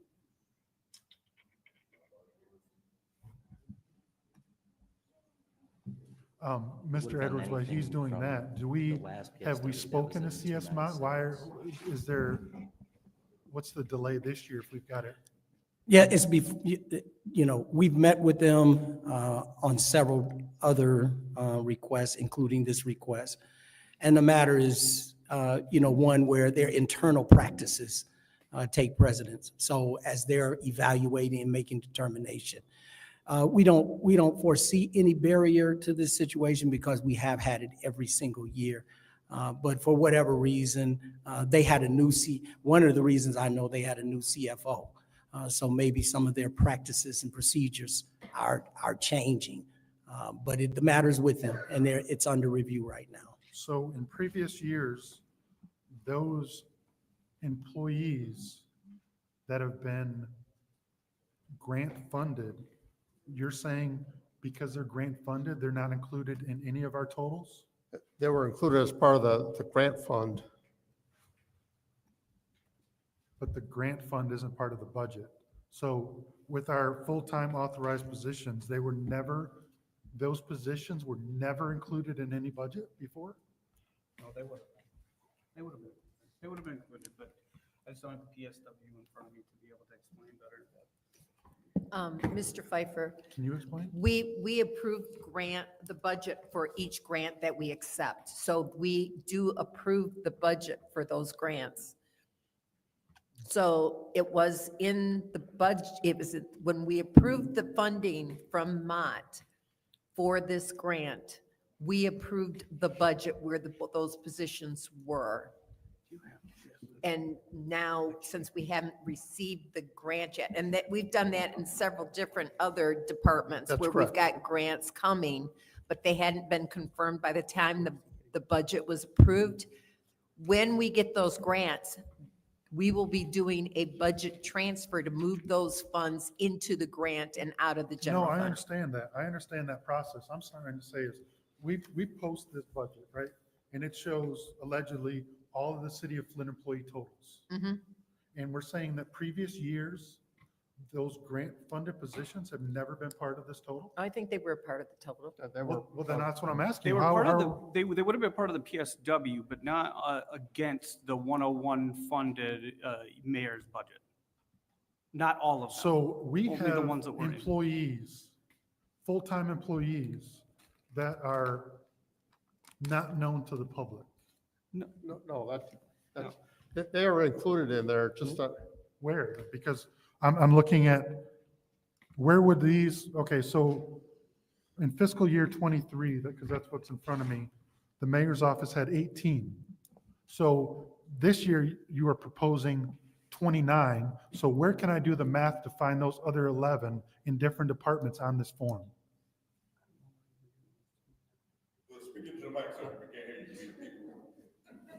Mr. Mitchell.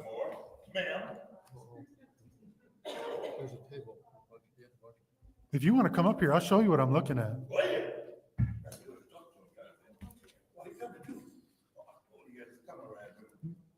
So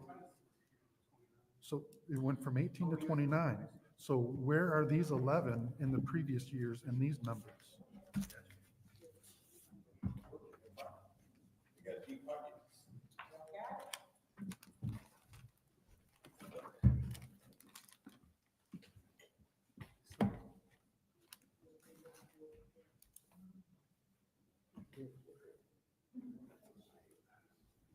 If we want to say they're accounted for, there should be in a different category that would subtract those, right?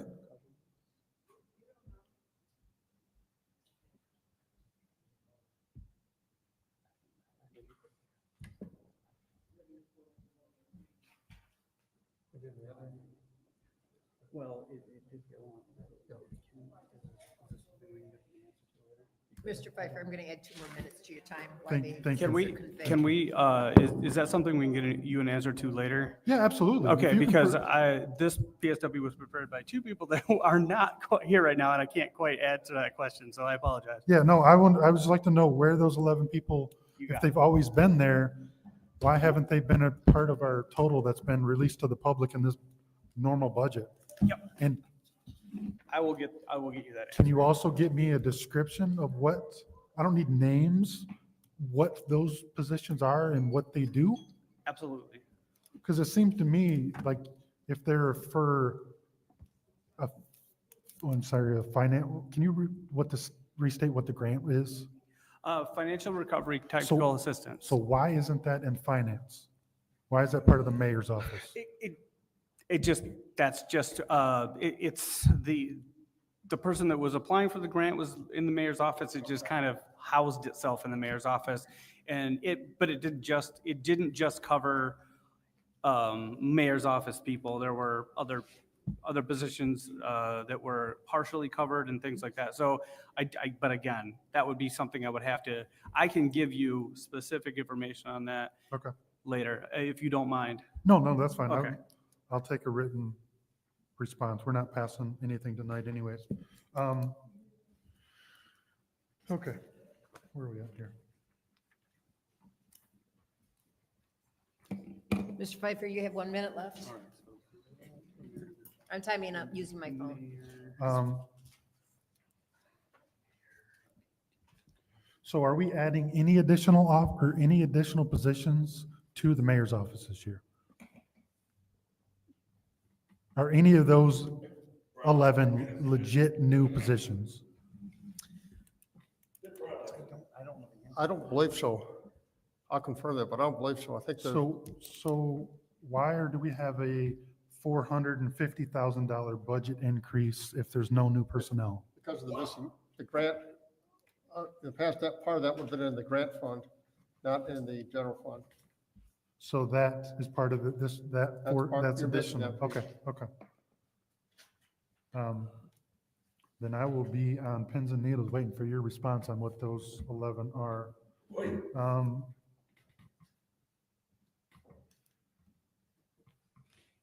Yeah, because last year you said it went from 18 to 22, and now we're going from 18 to 29. So, That's your time. okay. Ms. Winfrey Carter, would you like your 10 minutes? Go ahead. Ms. Mashad has to get up for a minute, so we're going to go ahead and skip her and go ahead and go to you. It's not real formal, so. Okay. I'm looking under the executive department as a whole, and one of my questions is, I'm looking at the supplies and operating expenses and the big jump there. Why has the supplies and operating expenses category nearly tripled in 1 year? And what are those funds being used for? If you look under the fiscal year of 2025, that budget is at 362,000, right? You see that? And then for the proposed 2026 budget, it's going to increase to 1 million.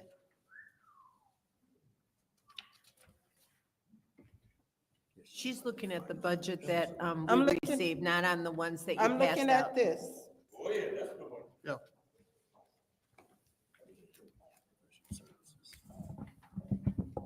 Most of that will be in professional services, and I believe a lot of that also relates to the grant that we were talking about. You said it's professional services, Yes. but it's under the line item of supplies and operating expenses. Right. Professional services is classified as, professional services classifies operating and supplies. And that's actually in the ordinance where we have the different classifications. Well, professional services is above that. Professional services, there's an increase there too. Oh, my God.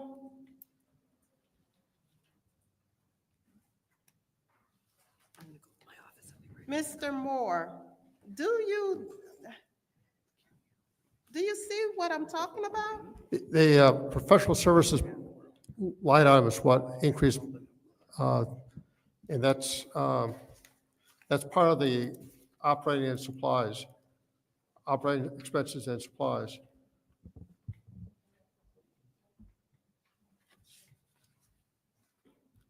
Okay, do you see personnel services? Do you see personnel services? Yes. Okay, do you see, what is the increase in the budget from 2025 to the proposed budget for 2026? Okay. And why the increase?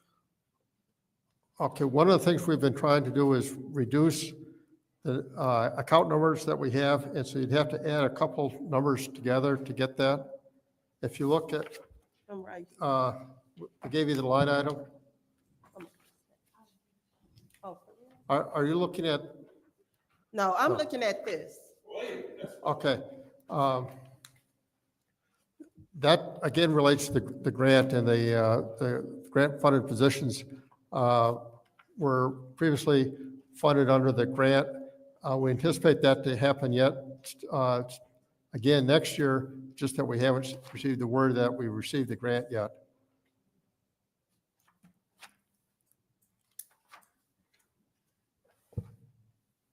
So is it feasible to include something that you haven't received yet? Because we haven't received it at this point, we can't include it under the grant fund. We have to include it in the general fund. Once we receive it, we'll transfer it from the general fund to the grant fund, and it will be paid for out of the grant fund. So then it makes this proposed budget, in my opinion, kind of confusing. It does, yes.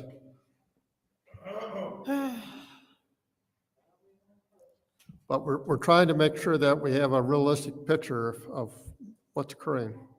Okay, let's get back to the supplies and operating expenses category. I'm still not clear. Okay, so how much of it is actually for supplies? Let's break that down, because it's supplies and operating expenses. If you're going from the budget book, you're actually looking at 3 different budgets for the executive office. That would include the mayor's office, the administrator's office, and blight removal. Right? Okay, and so that in order to get the supply number for the executive office, you'll have to add those 3 numbers in there. Each department has probably a half dozen to a dozen different line items, so. Okay. If you want to get that, we can provide that. It's just that that's a different format than what I had anticipated that you'd want to receive. Mr. Moore, I want everything I need to have Okay. to make an informed decision on this budget. This document has all the information. Yeah, I have it. And we can provide it in the format that you want. It's just that and you have to make a choice as to how you're going to present it. And we made one, choice which was different than what you want, but we can provide what you're requesting. And I think too, when you guys present us the budget, you present us with this, right? And maybe this part back here kind of breaks it down. This back here breaks it down. So, of course, you're gonna look at this front part first and look at It's easier to, the two budgets, the one from 2025 to the proposed, right. okay?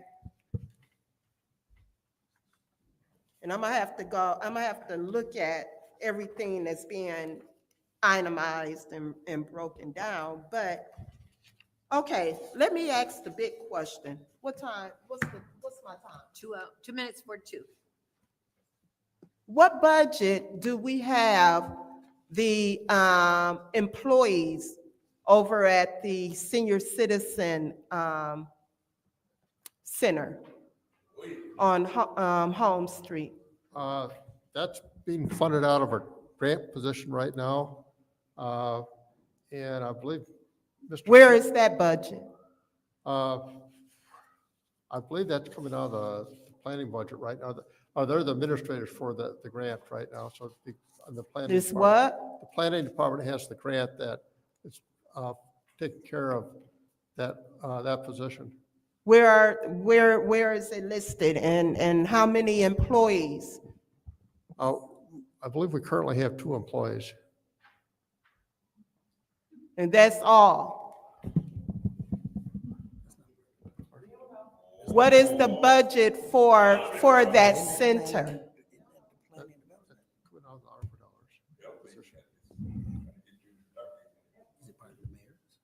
Not part of the mayor's. Is it a part of the mayor? No, it's not part of the mayor's budget. That's part. that'd be- Okay, what budget? I just want to be clear as to what budget is it a part of? Do we know? That'd be coming out of the planning department for that position. Okay, And it's so grant- that's in the it's part of planning grant, department. yes. Okay.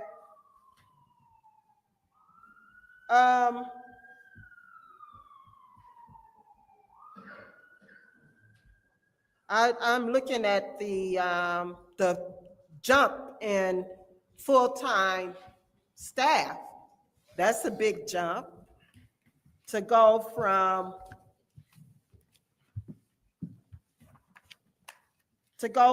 18 in the year of 2025 to jump to the proposed of 2026, jump to 29.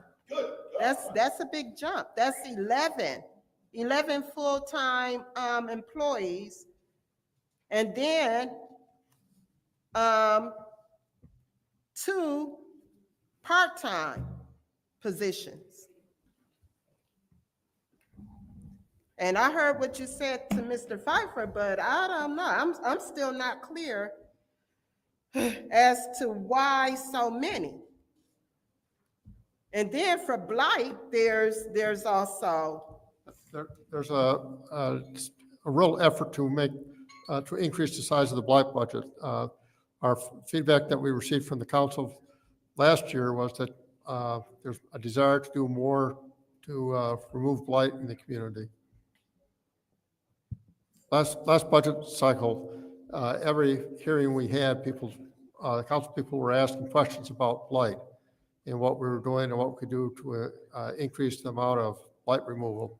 And so. yeah, I'm not concerned about the Blight department's increase because there needs to be an increase, but I'm looking at the mayor's office.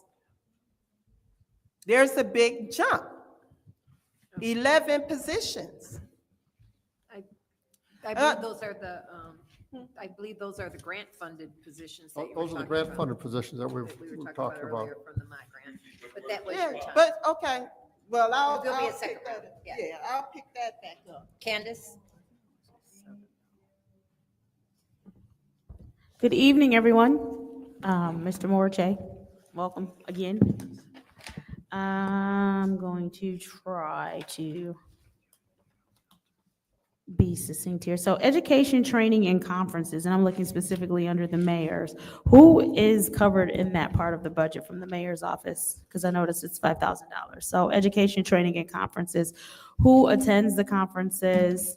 Who's covered in that?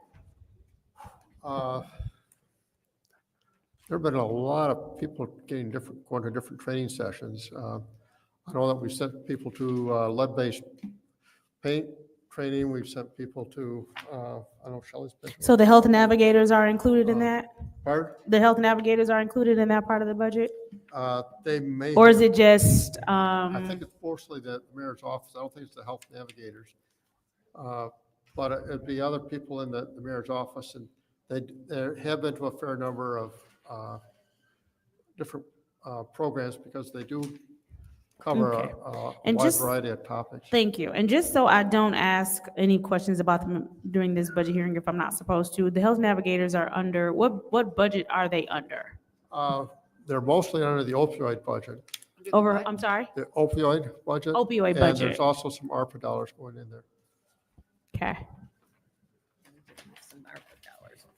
Okay, so then I think I do have one more question. How many health navigators do we currently have? Four, I think we have four. Okay. Then under here, there is something described as equipment. What's covered in that? Because I noticed it's only like $2,000. So are we talking, what's covered in that equipment? That'd be anything for the mayor's office. I don't think the mayor's office has identified what they need, but typically, a printer or a chair or something will need to be Okay, replaced thank you. during the- No, fine enough. Let's go to the city administrator, Mr. Edwards. Oh, you don't have a communications budget anymore, so never mind, that solved itself. I see in 2025, 26, you won't have one anymore.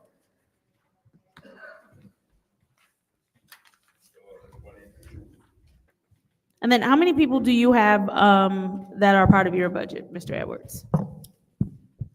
Myself, an assistant, I have a part-time intern, and then this budget, one of the things I had identified was another position in cybersecurity. But Okay, yeah. since IT at this point has filled similar, I'd like to look at a special projects manager because I've been doing a lot with the parks, with facilities, with water department, special projects where it is a vast amount of time and I'm already spread pretty thin. Got it. So the IT position isn't necessarily spelled out in here, it's just, but you are looking to, since our IT department covers that cyber. Yeah, I'll make sure I they say did. it correctly Yes, how you said it, since the cyber position is currently being filled. fulfilled now by our Yes. IT department. You need another hand on deck for the specialty projects that you have, because you are currently serving as our DPW director. You have to, because we don't have one yet. So I can see how you might need another person to help with some of those. And some oversight for planning and development too right now, so. Oh, yeah. Planning and development is actually a pretty, I would say expansive department, only because everybody could use more employees. Thank you, Mr. Edwards. I'm gonna just go to Blight. Let's talk revenue building. Hello, Mr. Brown. How are you this evening? Good, good, good. So really quickly, I know last time we talked, we had these conversations, we were talking about how Blight could possibly be a department that paid for itself. And at one point we were doing cleanups and not necessarily billing people for the fact that we were cleaning it up. And then I understand you are also doing demos, correct? Have we started ticketing people more when we've had to clean up their lawns or their messes? Or it's more specifically these commercial buildings? Because I know you have to do a lot of cleanup for commercial buildings. Can you speak into your mic? I'm sorry. It's on. I don't know why we can't hear you though. Wait Okay. a minute. On the There it commercial goes. side, yes, we do have some funding that we've been charging back to the property owner, but we're killing it on the residential side. We have actually made more money, which is not what our intended purpose. We're just trying to get people that are in compliance. But we actually made more money this year than we did last year at this time, as far as Okay. And can you explain to me a little bit more? I know we had Mike here the other day, and he was talking, and he was explaining how sometimes Blight does some demo projects or some demo work. Can you explain that? And then explain how that is split in between the two departments, or who takes on the bulk of the cost for that, or if there is some revenue to be gained from maybe billing someone for having to do demo for, say, an out-of-town landlord, they own the building was condemned, and for whatever the reason, they hadn't taken it down, but the city ended up doing the demo.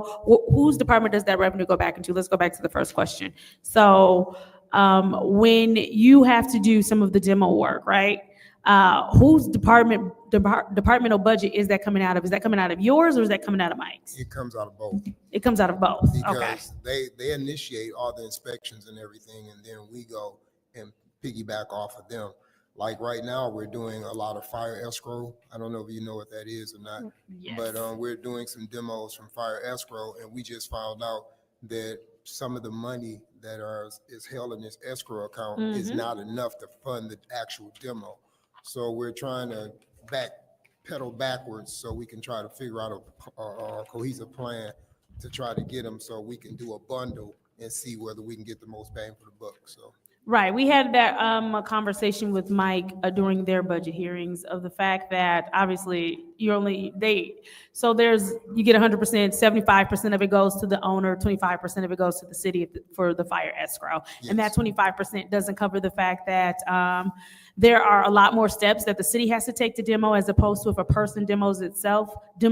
I'm told maybe if the person did it, it's like $6,000. If the city does it, it's $22,000, because we have to call people to ensure other things are safe in order for us to be able to do it. Environmental costs and everything. So, yes.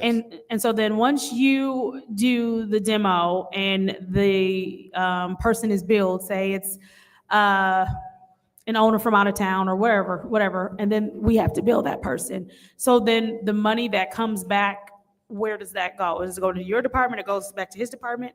Well, we're very lucky if we get money back.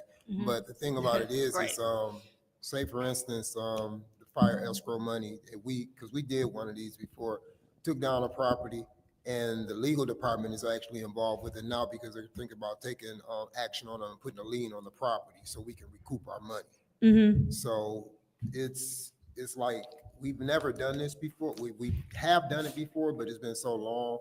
We're just trying to get back into what we were doing to try to make it good for everyone. So. Right. And so excuse me for my ignorance, and if this question is a little bizarre, but if the legal department now comes in, is that 3 departments it has to be split in between? Yeah, well, we need to talk about, we probably need to talk about that because legal puts a lot of work in it, because actually with the fire escrow funds, that's actually where it starts with a court order. They get judgments, and then that gives us ability to execute the code enforcement plan and go and tear the property down. Okay. And so I'm guessing everybody just builds their budget based off of the part that they are going to do? Yes. And so as far as the revenue, so with the fire escrow, again, residents 75, we get 25. So how do you all decide if, like you said, we're lucky if we do actually get the money back, if we have to tear down someone's home, or if we have to tear down a commercial property, how do you all decide the percentage of the money that goes where? Well, it all depends on, like, water department gets a cut. We actually pay them for their water, shut off services when they go out and disconnect water, so we can demo the property. And then Mike Ryder's personnel is already included in that. We just a lone sheep, I guess. We haven't gotten our money yet, so, but we'll finally get it. So what happens? You just build that department for your money? Yes. Okay. All right. And then I hear, correct me if I'm wrong, don't correct me, stay silent, I don't know. Your department is now moving into some forestry? Yes, threefold. We're doing demo, we're doing forestry, and we're doing the blight cleanups. Okay. And was that reflected in this budget, Mr. Moore? I didn't hear what all he said. I'm just, specifically speaking to the forestry aspect that they are now taking on. Is that reflected The in this forestry budget? side will be coming out of the major and local street funds. I'm sorry. The forestry work, for the most part, will be done on the road right-of-ways. And so those will be paid for out of transportation for 202 and 203 funds. Okay. So you're billing another department for that in essence Yes. too? Okay, so you'll be billing street maintenance for that? Okay.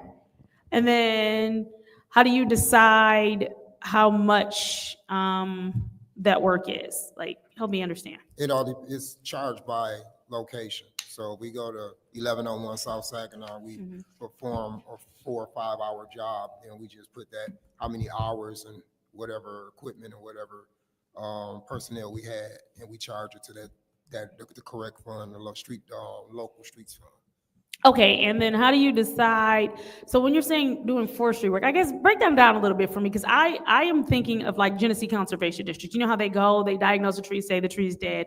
Do you not do that part? Do you only do, okay, this tree is now down, and so now we're getting it up? Or what, when we say that you're moving into forestry, what does that mean? Well, the mayor's vision was us to do light trimming jobs, small trimming jobs. Okay. But we have, we've been out on storm damage when the last storm came through.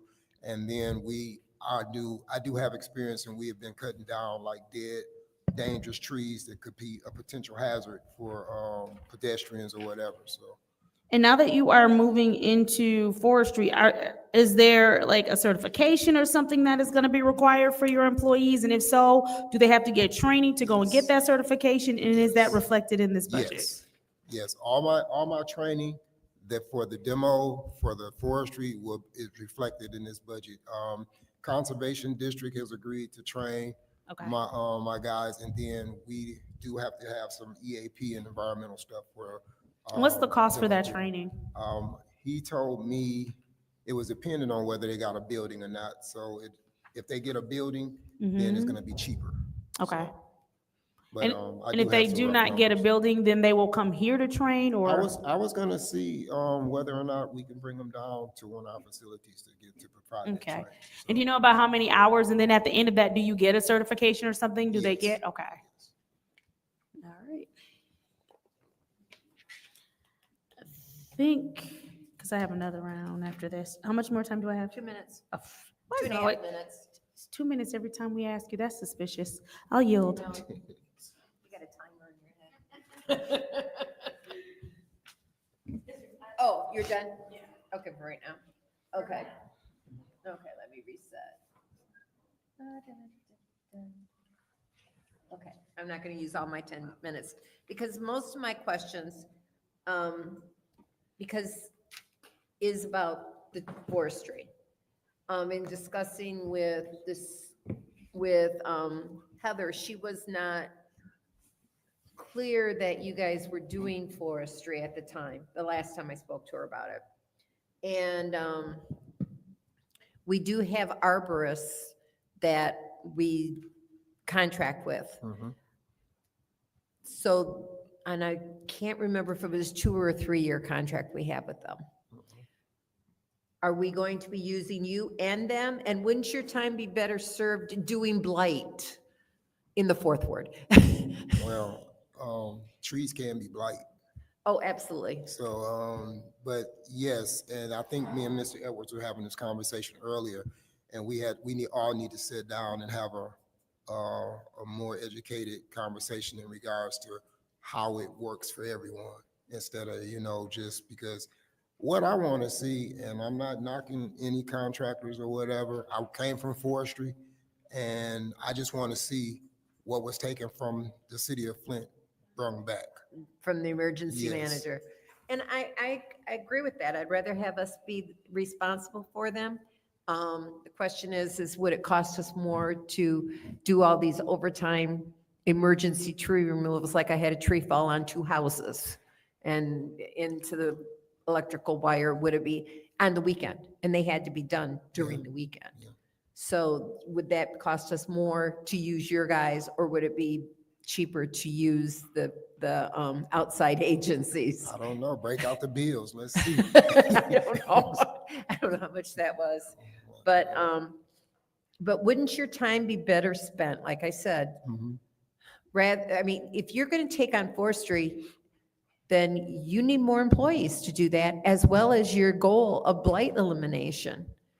And I don't see that built into this budget. They're in there. How many positions? And we got 14.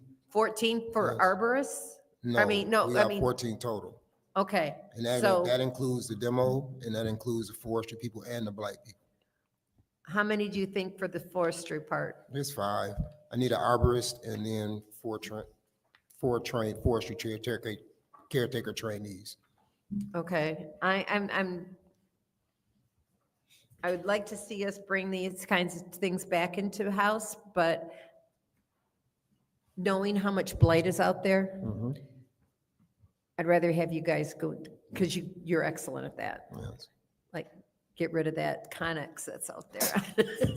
You know which one I'm talking about, right? I got you. And that's going to be expensive to remove that, Yes. as well as their tree trimming vehicle that they've got sitting on that property. Yeah.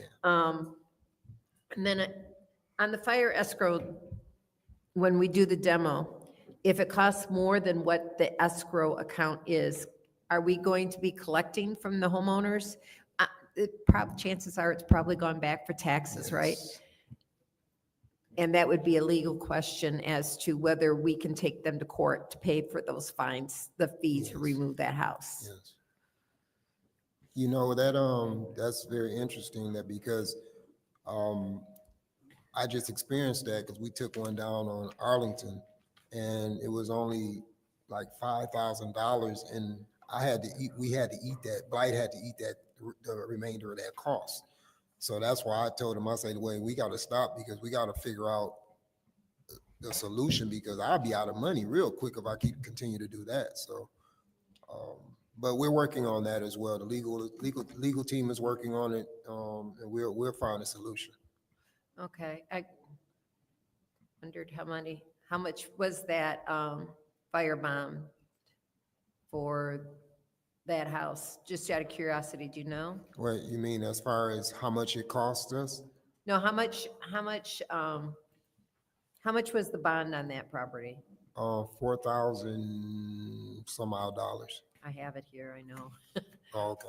So, but it cost you 5,000, so you had to eat the extra.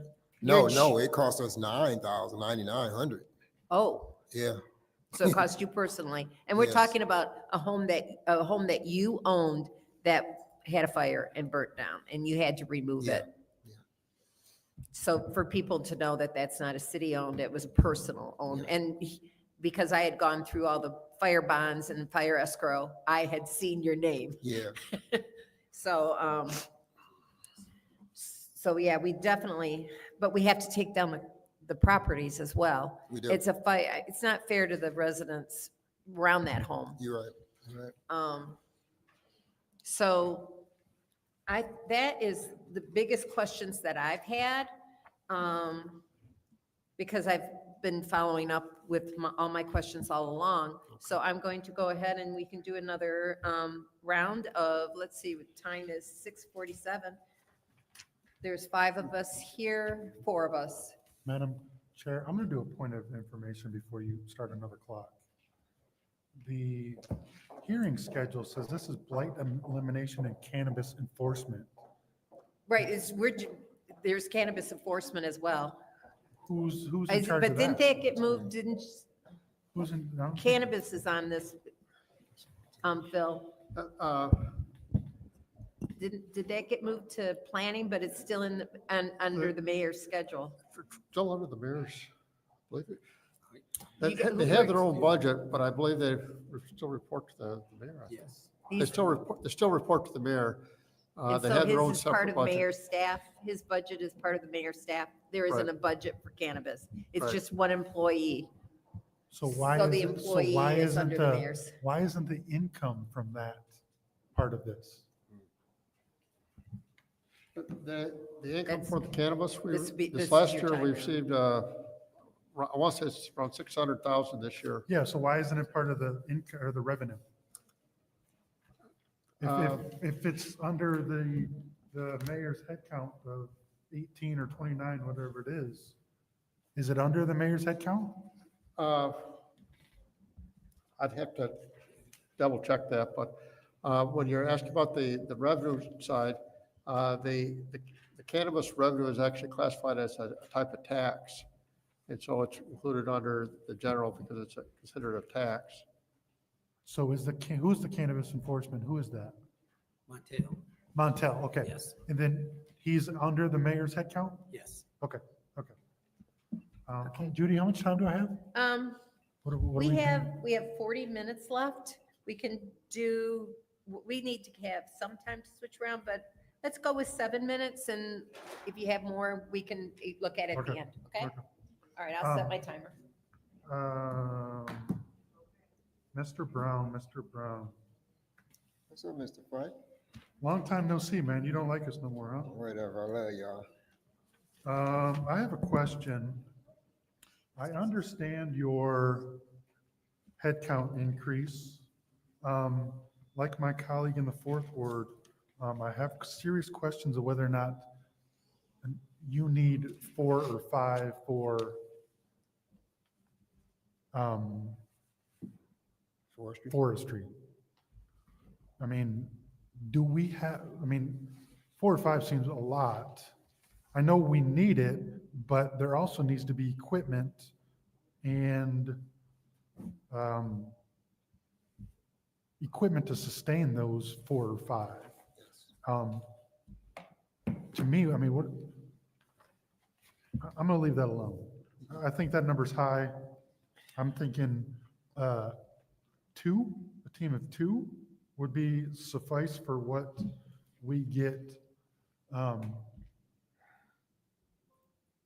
complaints about. I know that you have other ones that 3, or is that a gang signal?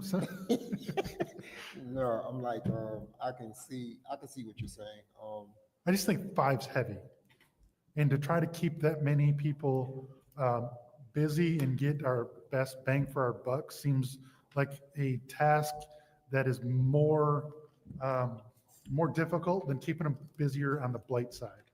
So I'll leave that alone. So my next question is professional services on the blight. Why are we going from, where am I at? 75,000 this year to 546,000 for next year. What are we allocating for professional services, either to you or to Mr. Moore? What is that? I understand the headcount comes up, but why are we substantially increasing the professional services on? We are anticipating more code enforcement, a more code enforcement driven thing as far as the demos. So we're trying to make sure that we're in a line with what we're trying to tear down. But, so, even though if we can't collect dollars, right, we still should allocate dollars. So any dollars that, if they're gonna be code enforcement, I would assume that we would have a dollar value that we could then bill that, right? Am I wrong? For the most part, you're correct. So how come we're not capturing that on our revenue side? Even though if, who knows if we're gonna be able to collect it, but we should be able to capture that. And we're not capturing any of the dollars that you're crossing from the forestry onto the local streets. None of that revenue is captured. You're saying that you're gonna be able to bill for it. And also this professional services. So why aren't we capturing those dollars on the revenue side for the mayor's budget? The professional services includes things like, also includes, some of the demo, taking. But to Mr. Brown's point, if they're court order demo or anything Right. like that, they should be billable, so. Well, it should be, but the reality is, while it's billable, we don't collect. We don't collect on water bills, but we still capture that as revenue. Right, we still will collect that as. So why aren't revenue. we collecting that as revenue on this budget? We can do that. We will also be increasing the bad debt expense by just about the same amount. But- We don't collect much of it. But we don't know if it's bad debt, right? I mean, right, we but can, I mean, we can say potentially it's gonna be bad debt, but we don't know it's bad debt until it's bad debt, right? That's true, but just, our experience has been that we don't collect most of the. So are we automatically, and I'm gonna get off topic, are we automatically No. putting 40% bad debt on our water receivables? So why are we doing that with this? We don't we do budget for bad debt. We do include bad debt, because bad debt is a major part of the water and sewer at this point. I'm sorry, say that again? Bad debt is a big part of the expense of water and sewer, because we know. Yeah, we're I know, gonna what I'm have to saying write is, some off. you're saying if we did that, we'd preload the bad debt on this, and I'm saying we don't preload it, we don't preload the bad debt in other departments, so When we bill it, we don't, but as it ages, we do.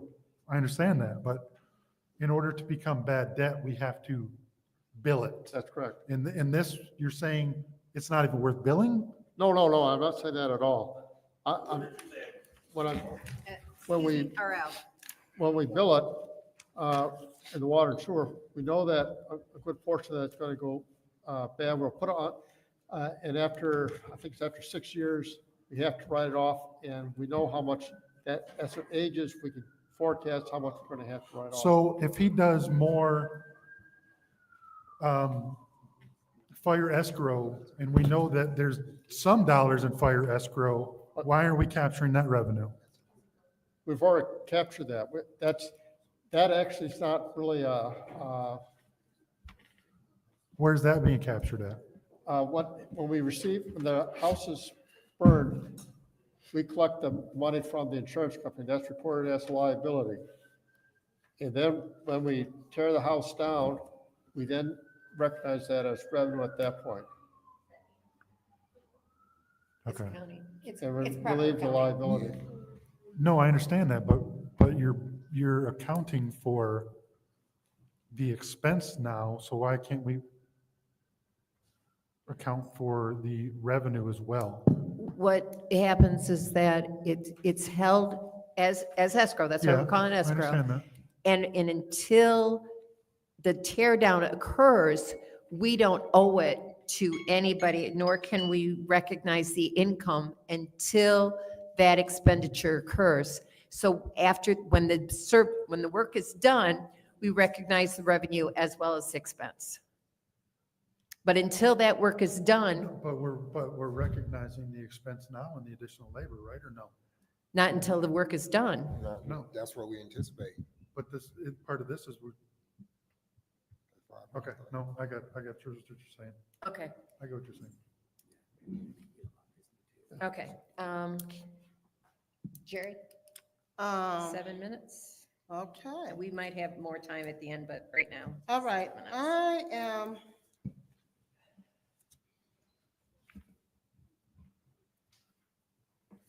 under the mayor's budget for printing and publishing. There's a big jump. We're going from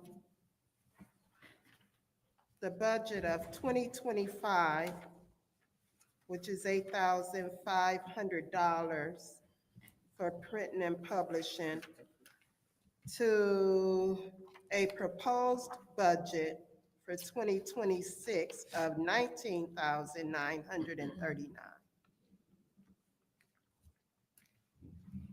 What's going on? I think we're recognizing the reality of what's happening. The mayor has spent more than the 8,500 in prior years. The year prior to that, he has spent 14,500. And so we're trying to adjust it closer to what the actual expenditures are. But if you go back and look at fiscal year of 2024, that in the fiscal year of 23, it wasn't such a big jump. So what is he spending? What is he printing?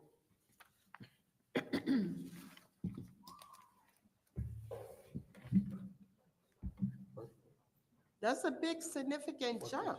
That would be two.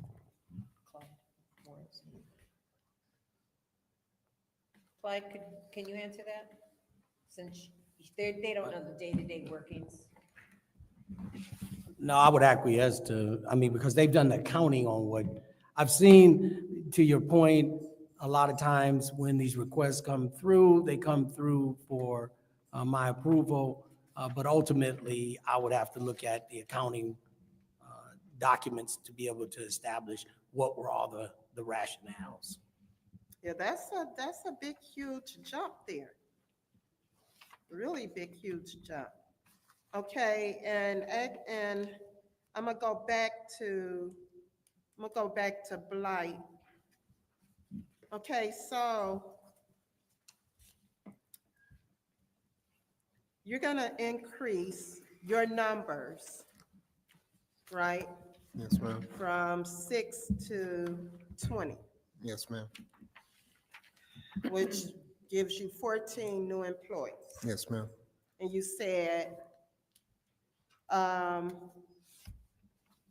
of the 14, how many for the forestry? I said five, but 4, it might be 3 now. So, Okay, so how many laborers? well, they've all been reclassified, so basically they've been reclassified, so basically their title now is caretaker, forestry caretaker, abatement, so they can be either or, a blight or either in forestry. So that was my plan, because if I have to cover for absences or whatever, and everybody's trained the same, so I wouldn't be missing a beat, so. So what about, did the office staff get reclassified too? No, no, So when they got reclassified, did they get a raise? yes. So I'm not understanding, well, how come the office staff didn't get reclassified and get a raise? Are they, as far as I'm concerned, when I call, the office staff, they the ones that's doing a lot of the work. Oh, They keeping you guys on track. Hey, they the The bomb. laborers on track. They the bomb. I'm not doubting that. I'm not doubting that at all. Did anybody fight for them to get a raise? Yes, working on it. And another question I had, okay, what budget is the blight court? Is that under your budget too? That's under code enforcement. Okay. And the clerk, the blight, is there a blight clerk No, for the court? no. We have blight AHOs. They're administrative hearing officers. And then my office staff houses that office. Okay, so if your office staff is housed in that office and taking care of all that, I would think that they would need more money too, and to be reclassified, wouldn't you? Yeah, we working on it. Huh? We working on it. When? Fair is fair. Yeah, Fair is I'm with you. fair. I'm with you. I'm with you. Fair is fair. So with the new proposed budget, what kind of raises are we gonna be having in this new proposed budget? Well, those would be the only increases. For the Office staff, the office staff? yes.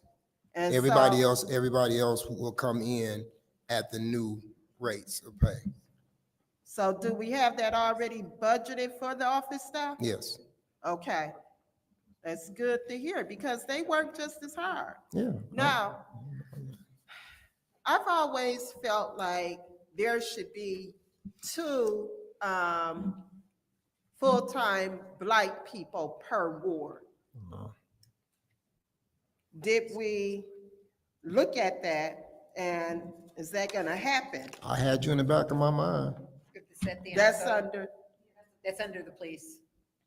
They budgeted 12 for this. I'm not talking about NSOs, I'm talking, I don't know what I'm saying, I'm talking about for blight. I'm talking about for blight. I had that in mind. You had that in your I budget, had in that, mind? I had that in mind. I couldn't Okay. stretch it out Because that far. with the 14 Yes, yes, new employees that you're gonna get, that's in the mind, Yes, that's in ma'am. your mind to have yes, ma'am. two full-time people in the wards cleaning up blight and whatever you plan to do, Yes, ma'am. so that we can tackle the blight. Yes, ma'am. Okay, That's your turn. You got Thanks. 7 seconds. All right. that was my time. Yeah, you got 7 seconds left. Oh. Okay. All right.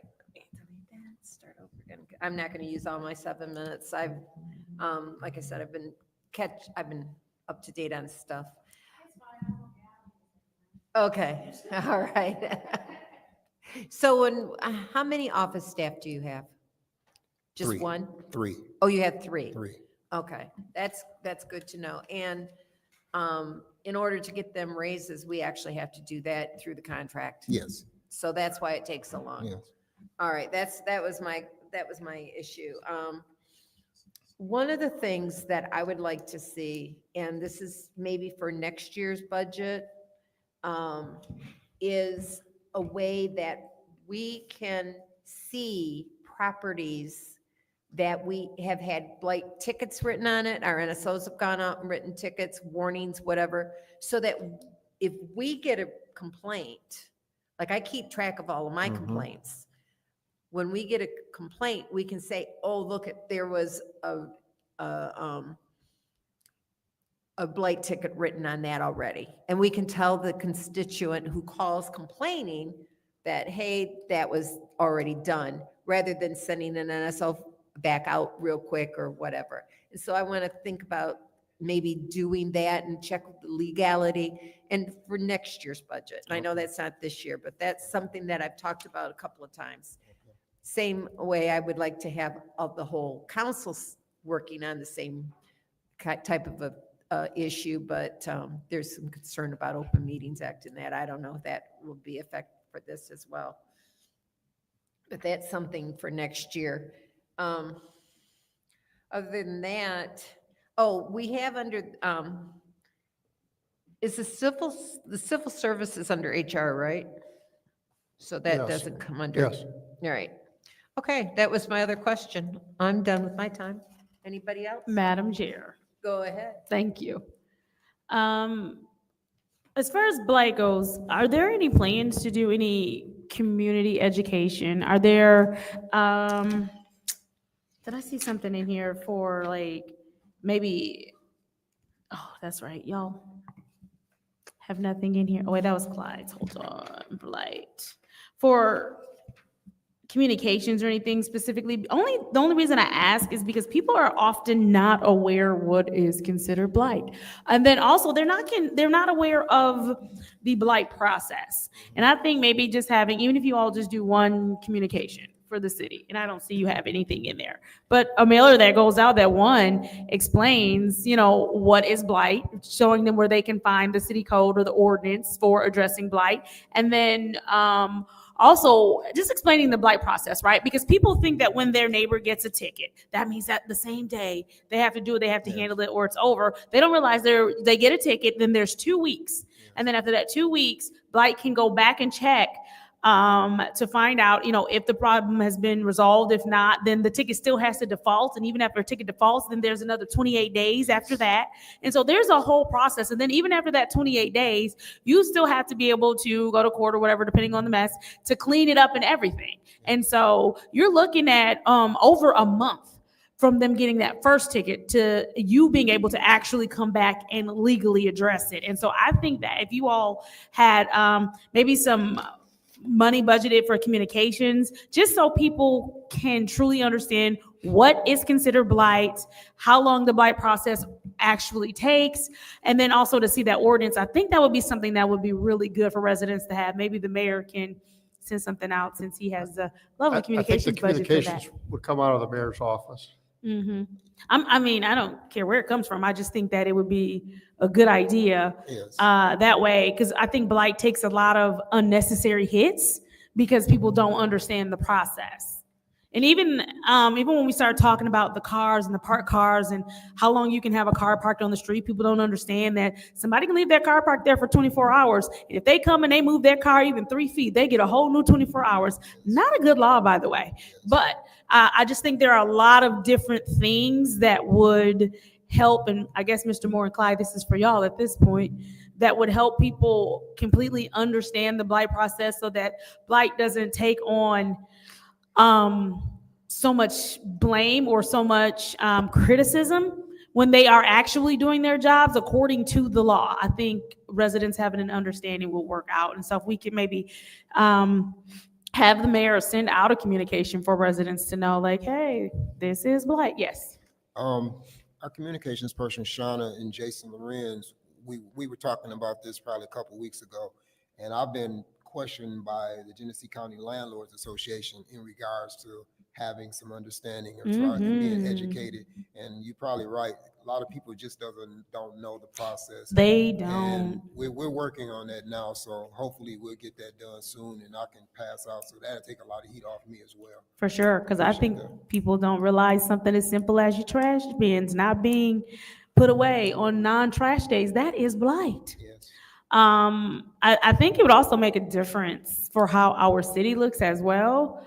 I know in DC and other cities, there is literally a fine for littering that we probably should look into, because maybe our highways and stuff wouldn't look how they look. And of course, I remember we used to have those numbers from the state of Michigan on the highway talking about, call if you see someone litter, report. But I mean, even before you get on the highway, and when you're still in the city proper, it's like, it's all kind of trash and everything there. And so we just need to look at different mechanisms to make sure that we are educating residents on what blight is. I think people don't understand that the chickens that people have in their yard, that would be handled by blight, the bunny farms and all those different things it goes under blight. It is handled by blight. And even the parking on your lawn, I don't think a lot of people understand you cannot park on the lawn. They think this is my lawn and I can do it, and that's not how this works. You cannot park on the lawn. And so I just think the more educated people are, the safer it is for NSOs, right? Because you're looking like, who is this person coming to tell me I can't put a car on my grass? It's blight, but people don't understand that it's blight. So just using some communication to break down some of the everyday things that people do and do not realize. We have a whole city ordinance that says you cannot do it, and it's literally for aesthetics and beautification, and also to help be more neighborly and make it look like we live in a community and be uniform. I yield. Anyone else would like some extra time? Go ahead. Mr. Pfeiffer. I just got two questions. Okay, go ahead. Um, We won't time this one, but I'm watching it. Tell me about your day. No. Mr. Brown, Yes, sir. the jump from 6 to 20, Mhm. you only have 150 in your budget for equipment. Are you saying that the tripling of your workforce, you have the equipment to keep that many busy and be productive? I will. What do you mean? You will, because you only got 150 in the budget, so where's the money coming from? We were awarded a $1 million grant from Leo. I'm sorry? We were awarded a $1 million grant from Leo for $1 million for equipment. That's how I'm getting all my equipment. Okay. That resolution will probably be coming to you soon. Okay. Who is it from? Leo, Leo. yes. Who is Leo? Who in the hell's Leo? Michigan. I mean, is it like the law The state of enforcement? Michigan, I believe. Yeah, it's one of the state, I'd have to look it up. Yeah, it's labor and economic, that's what it is, labor and economic Okay, opportunity. okay. Memorize that, Mr. Brown. Leo, like there's a Leo's restaurant. Okay. My next question, since that one would be potentially covered by the grant. And it's more of a statement than a question. I think we're throwing money away the longer we keep neighborhood NSOs in a different department. We are wasting dollars until we talk to whoever that is getting us that grant to allow them to go up under Mr. Brown and be incorporated as a group. I think we are running wholly inefficient. None of us So that wasn't a question, that was a statement, but I think I'm done. Thank you. Oh, go ahead, Candace. Jerry, did you have something? Okay, go ahead. I do agree with that, Mr. Pfeiffer. I think so. I think all of us do. Yeah. Yeah. And it'd be more cohesive, you know, just because and I think we would better get the blight in the city cleaned up. Yeah. Yes, oh yes, definitely, definitely. I have one more question that I'm looking at as far as in the blight department. There's a big jump here, and maybe you answered that already. Supplies. We're going from 1,000 to 37,482. Can you explain that? Yes, John? I have chaps to buy, helmets to buy. It's gonna be a lot of, stuff that I'm gonna have to purchase for safety, for, Okay. proper PPE for all the employees. All of that, and then, of course, professional services are the Yes. salaries and all of that for your, staff. So, yeah, as far as blight, I just think, I do think the neighborhood safety officers should be included within that department. I think your office staff, they do a lot of work. They should definitely, be getting some raises because of the work that they do. And sometimes they probably get out sometimes and help, don't they, with cleanups? No.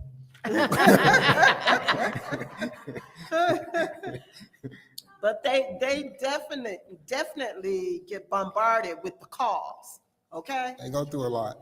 Yeah, so, and they keep the laborers, you know, busy. Yes. So, that's all I have. Okay. All righty. I did have another question. Thank you.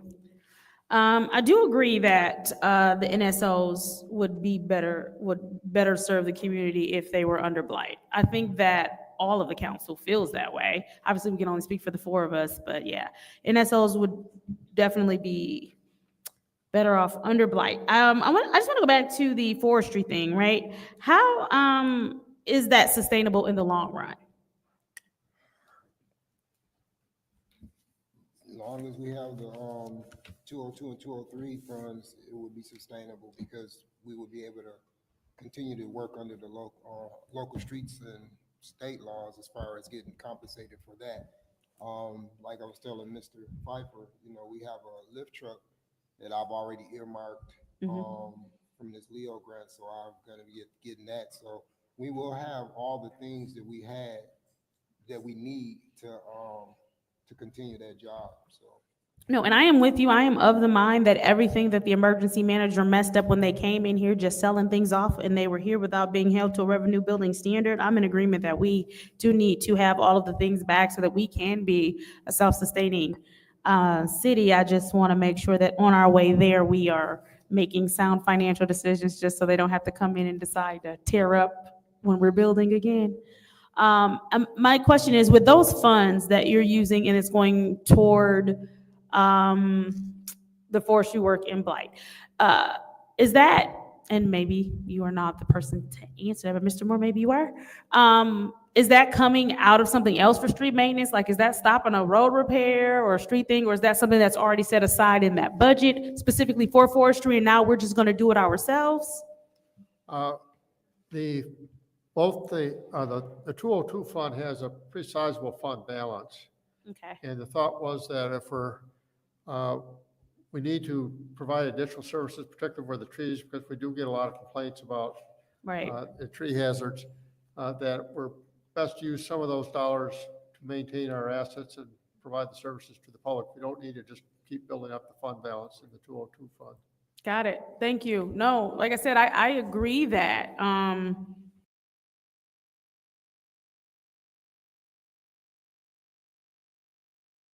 it's good for the city to start taking on these things and doing these things ourselves. So, thank you. I yield, Madam Chair. Okay, Judy, I do have one quick question. okay. This is going to be Mr. Moore. Mr. Moore, I want to make sure that when we do have forestry workers, that they are properly classified under workers' compensation, because if they're climbing trees and stuff, I got a hard time believing that 20 people, including up to 4 or 5 forestry, is only costing us $32,000, which they are one of the highest risk, period. We true those up every year. The forestry workers have their own classification.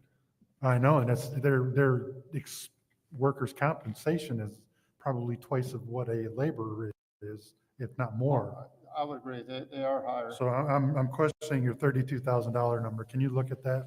We can double check that. Double check that, including the up to 4 or 5, whatever Mr. Brown says for forestry, because I think that is a low number. But it seems to me like you're carrying over the same classification that everybody else is, and that's not a true statement. No, it'd be a different classification. Okay, thank you. Thank you, Madam Chair. Real quick. He brought up a very good point. So say someone is injured or hurt, is there a contingency plan to, how quickly God, that sounds so heartless. But if someone's injured or hurt, they're gonna have to go sit down for like long term. Is it reflected in the budget to be able to move someone else in that position while they're, That's why everyone is the same classification. I'm sorry. That's why everyone is classified the same. Because if someone does fall off, and then I have a person that's over in, that's in Blight, or I'm not gonna say Blight because that somewhere else. Well, it would have to come from Blight because they would come from demo. I can slide them because they the same classification until that person comes back. So, and I think I misunderstood. So instead of just those 5 people getting the training and certification, all 14 people will? Everybody's getting So all 14, okay. Thank you. Doesn't make any sense. Thank you. Okay, all right, that's it. I'm not taking any more questions. Goodbye, get out. Thank you very much, gentlemen. And if, for council members who might be watching on TV or whatever, if you have any questions, additional questions, please submit them in writing and they will respond. I want to make sure that that's very clear. So have a good evening, gentlemen, and we'll give you, how much time do you think you'll need? Shay, do you think 7:30 is good? Oh, you mean for the next one? Yeah. I think people are Okay. here. I'm gonna, I'll find it. Yeah, I mean, yeah, we'll take a few minutes and go. Brown, good luck with your lumberjack Yeah, no, business. Yeah. Yeah. Oh, yeah? Oh, no, man, I've been there and done that. You gotta know when to roll and know when to hold it. Johnny Cash. I get my retirement, but Johnny Cash kind of guy. I don't know about this guy. Hey, look at. He's one of them pickpocket guy like the rip. Okay. He's coming back, fellas. You're not getting in trouble. Yeah, you remember.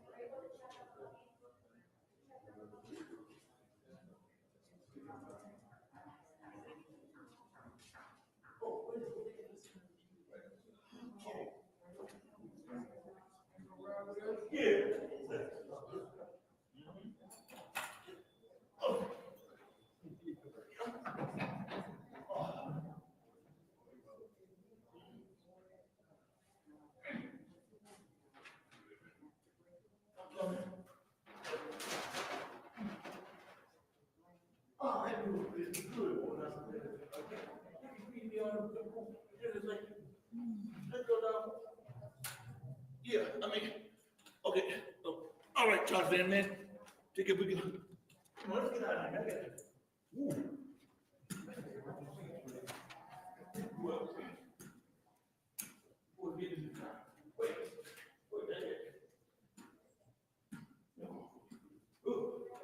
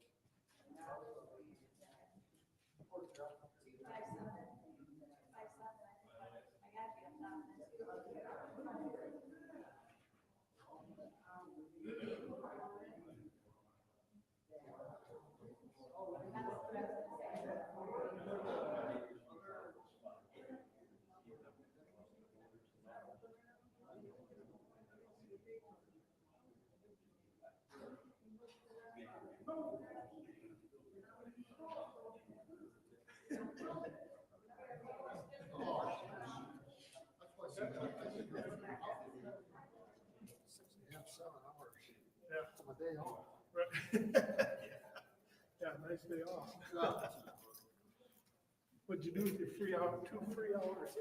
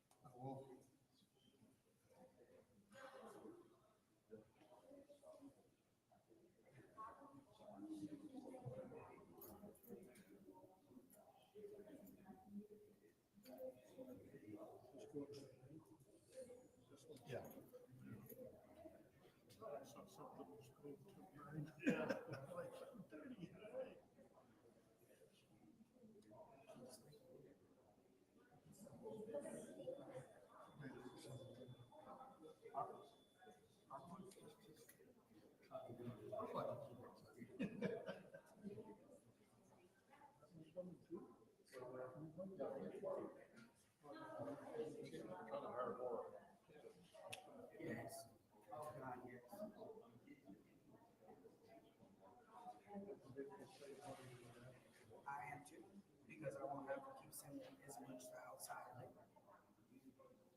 Outside labor costs.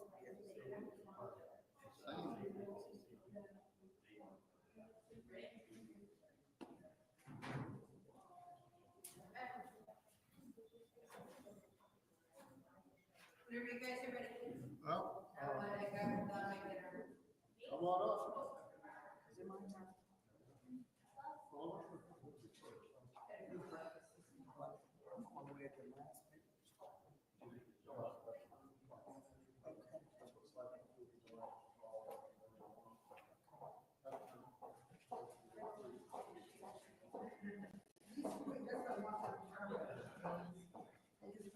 Still kind of myself up now, knowing, because I wasn't involved in doing it this year, unfortunately. Where you sitting?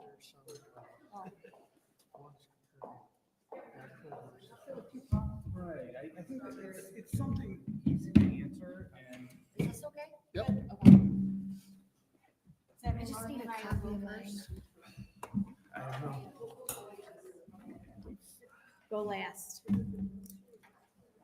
Make them stay later.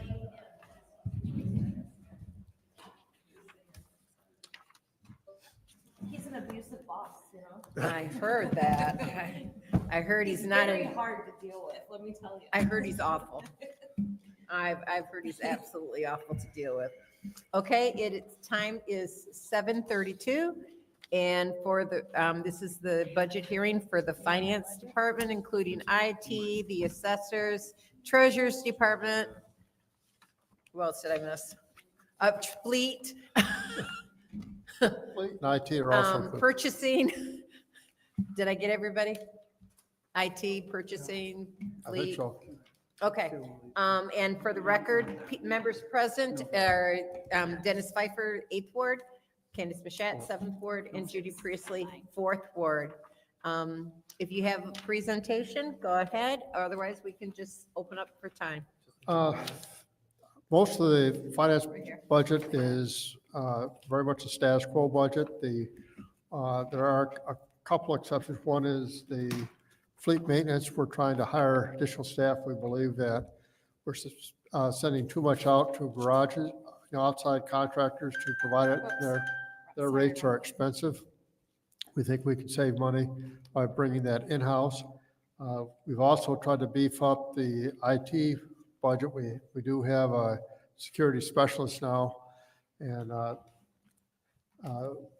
we think that is needed by the organization to make sure that we don't have future hacks like we experienced last August.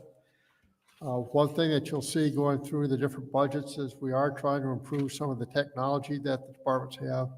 One of the big things we're looking at is a grants management software.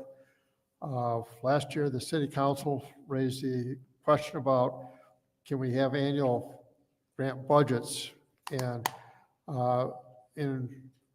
by state law, we should be doing that. By my general philosophy, I believe we should be doing that. But looking at the technology that we currently have, it's very, very difficult, if not impossible, to try to do that in a meaningful way. We're in the process of implementing a grants management software that will take it from when we first have a concept of a grant that we'd like to apply for, to applying for the grant, to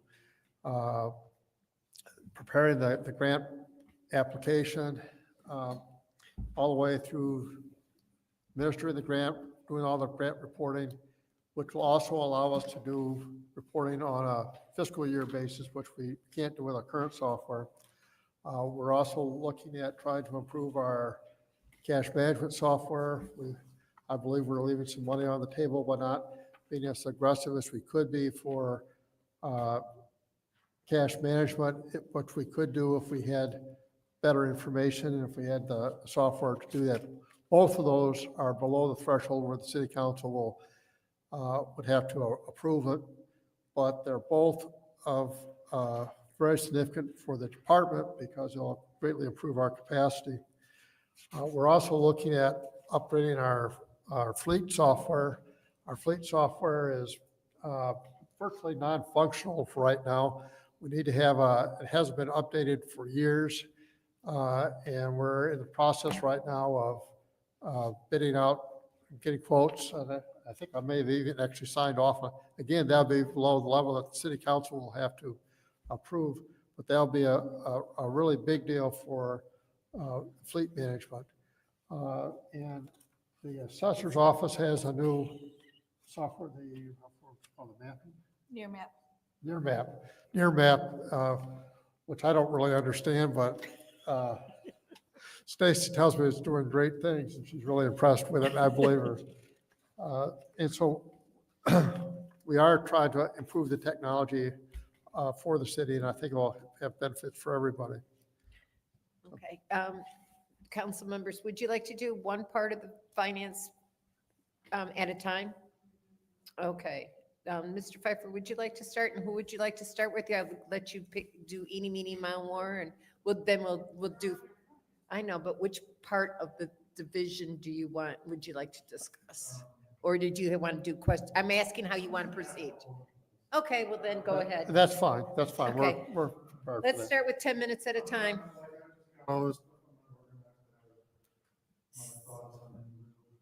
Let's start at 10 minutes at a time, and then we'll go on from there, like we did last time.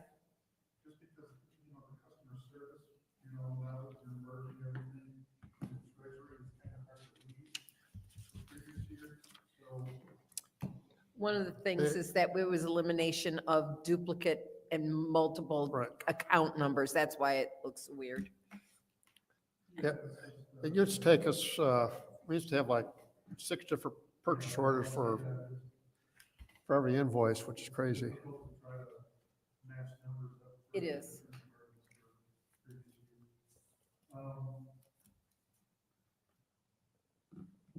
My first statement, question is, why do we only have 2 people in purchasing and not put more stuff out to bid? Because it seems like if you put more stuff out to bid, you will pay for those additional people. You want to take that or do you want me? I mean, in terms of what we. Like, I don't want to rehash all this stuff, but Mhm. we use a lot of the same contractors and we know it.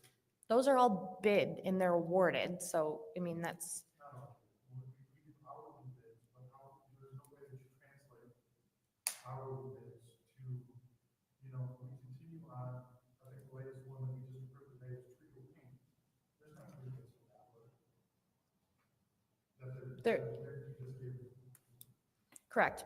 We bid out general contracting services on an as-needed basis. What I'm saying is if we bid out painting that wall to 3 different contractors, it would save us money long-term than just going back and say Trio, add that to the thing and then they give us a bid. I think when we talked about this previously. I'm not trying to pinpoint Trio, that was the last one. Sure.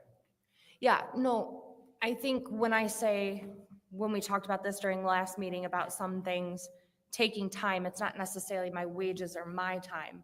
It's what the ordinance actually requires for a competitive bid to be out. It's a minimum of 10 days that a bid would have to be out, right? We also need to be able to have a very clear scope of work to get a qualified bid back when we get a competitive bid. So when we do a lot of these as-needed services, for instance, William E's one, HVAC services, there's no one within the city that would be able to say, okay, we know the exact scope of work for this boiler and that, so we kind of rely on those HVAC services to be able to give us that information too. How do we, and I'm not saying that they are, but how do we know that it's not a $5,000 job and they're billing us $115,000? We don't have the capabilities to know any of that.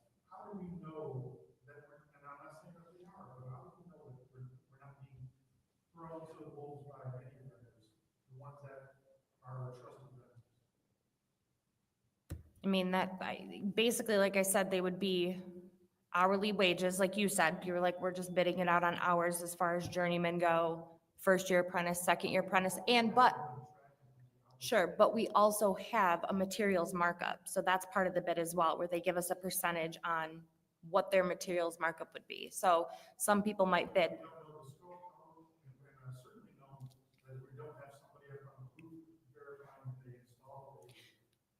Sure.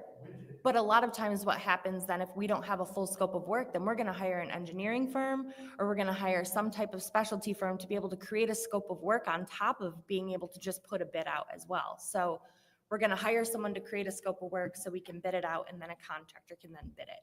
So we do quite a few bids. I mean, a ton of bids every single year. I've got, I don't know how many active bids right now on the table. In even some general contracting, for instance, the South Building, that huge remodel, we bid that out separately. I used the last, you had asked me about the water pollution control surveillance. That's something Weinstein could have done, but we knew that that was a big enough job in itself where we wanted to do that competitive bid. Whereas a lot of these change orders for these as-needed service contracts we have are for $5,000 jobs, $7,000 jobs, things like that, that would just, the purchasing ordinance is required at $10,000 to do a competitive bid. I'm saying that they do, but when you use vendors for years on and years on, it seems that their prices don't go down. Obviously, nobody does, but I think we fall into the potential of complacency, and then we just okay prices without question. Well, I don't like to do anything beyond a 3-year bid.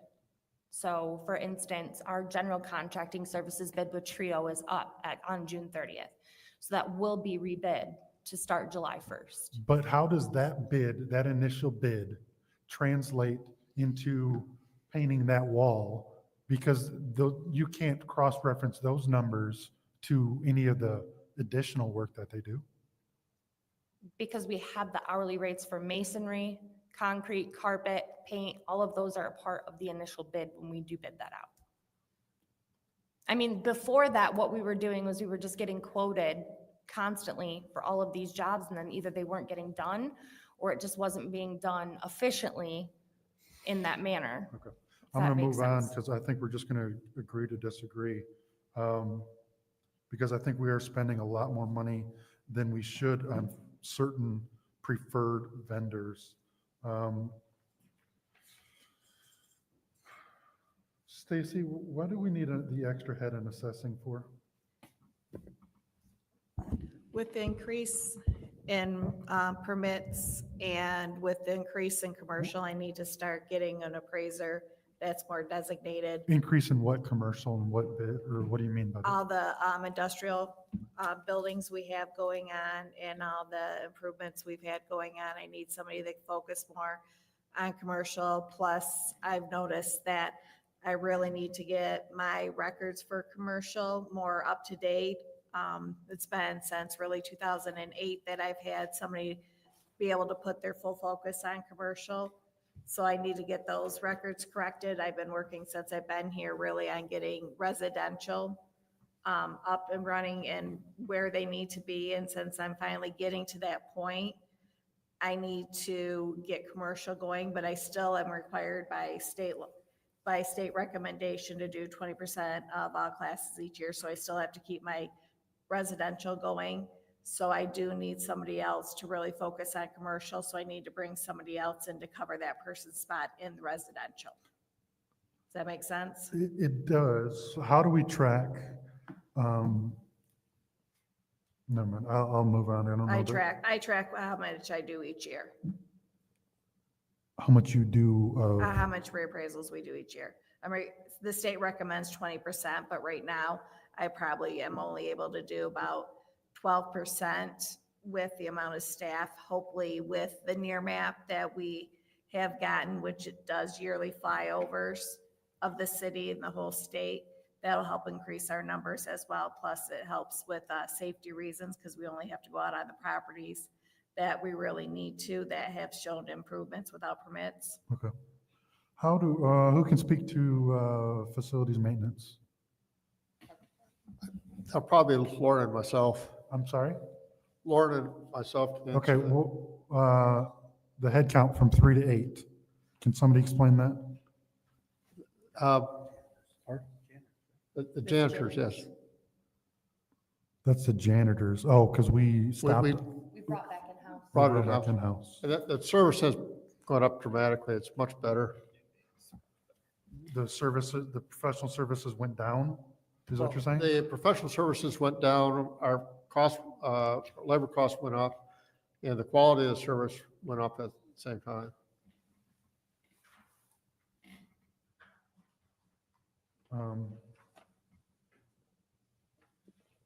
And that is for all buildings or just this building? Multiple buildings. They do Who- some snow removal and stuff too. It's not just like, So which buildings are we outsourcing completely? I don't think we have anyone that we're outsourcing right now. I think some of the departments might take care of some of their, like, the water plant, I think the crews take care of it. So are these people going from building to building?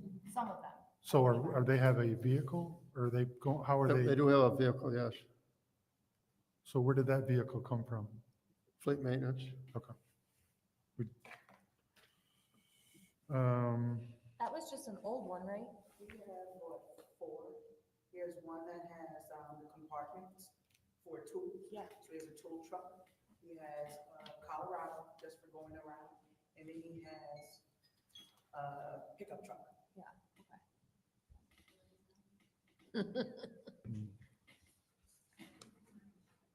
Yep.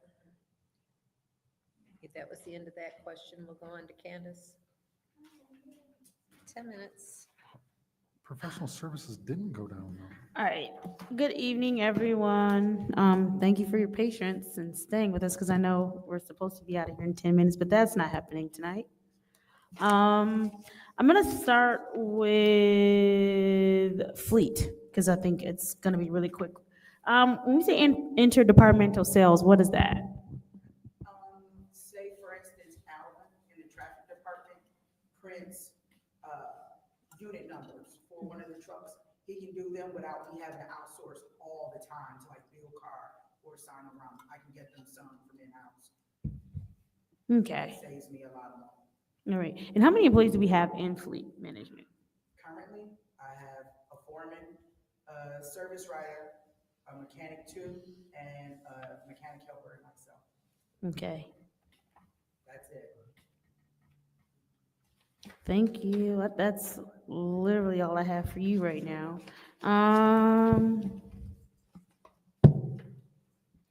Stacy, I only have one question for you. How is the Hope Initiative working out? Have we seen a lot of applications for it? Yes. We have seen an increase in applications. Oh, good. Alrighty. Do you know how many off the top of your head? Can you just guess? No? No. I know we had, I think we had close to 70 that went through March board of review, and normally we have 110 a year. Oh, that is awesome. How many did you So- have? About 70 in 70 March. that went through March board alone, and normally we have 110 a year. I'm approved. About, yeah, so, because we only took the ones that were approved, because the other Okay. ones, normally at this point, we'd only take ones that are approved, because normally we're waiting for additional information or to get some things cleared up, and so we hold those off. Right, thank you. Customer service, treasury operations, how many people do we have in that? 19?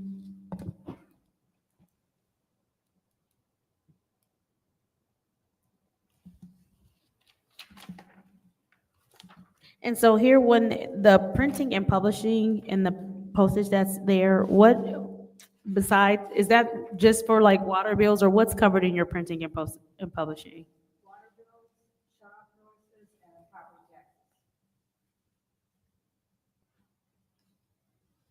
And that's only costing us $52,000?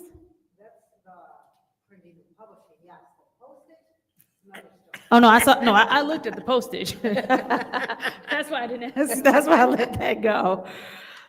Wow. I don't know why I thought that would have cost more.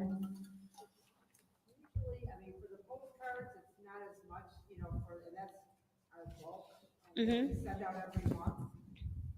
So hopefully that's coming down because we're getting more and more people going to the paperless billing. So Mhm. we're actually around 10,000 people that have signed up for that. So hopefully that'll bring it down because I know postage is going up again in July. for both Yeah. Postcards and letters. And so with the paperless, right now, they only have the option to do it online. Do they also get maybe like a text message or something, or we just, yes? Awesome.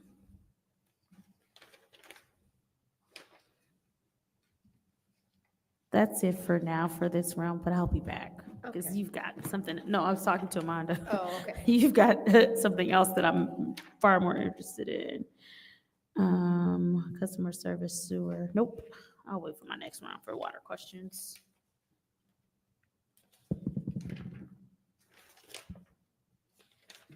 Actually, I think for this round, I think I'm done because most of these questions, like Judy said, we kind of get these answered in real time for your department every day. So, Yeah. go ahead, Judy. Okay, so one of my questions was about the postage. Amanda, how many, do you have enough money in your budget to cover next year's postage costs with the increase? I believe so, yes. I mean, like I said, we're really counting on getting the word out to get people to use paperless for the water bills, because that is the biggest, that is the biggest thing that we have going out every time. And we're hoping also to switch over from shut off letters to shut off postcards, so that way it would save us additional money. Oh, I think that's what we should do then. Yeah, absolutely. And how much, our technicians in the fleet department, they get paid, they're all union workers, right? Yes. What is their starting wage? Do you know? Fleet mechanic. Yeah. No, we'll start with a helper. The helpers starting rate is 17. FM1 starts around at 24 to 26.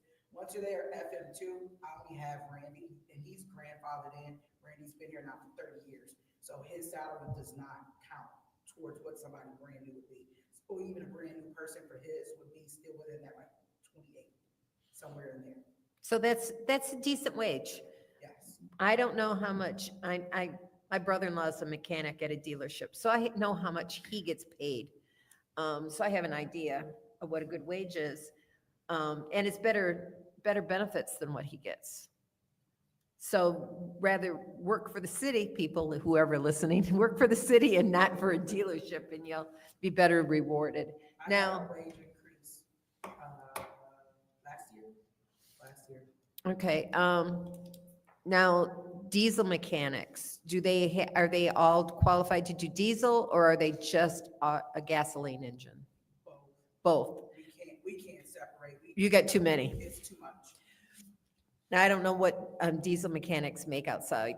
I just know what he makes at a GM dealership. So what I'm concerned about is some of in my feeling, and this is citywide, is that some of our job classifications are so low on the pay scale. Accountants are very low on the pay scale. Yeah, yep. They And get what they deserve. Oh, hush up. You better be glad. So that was some of my concern on that. Now, we were talking about earlier, and I'm going to go with the IT, with Clyde about a cybersecurity specialist. Wouldn't that fall into the IT department rather than to Clyde? Yes, and we hired one. We hired one at the end of January.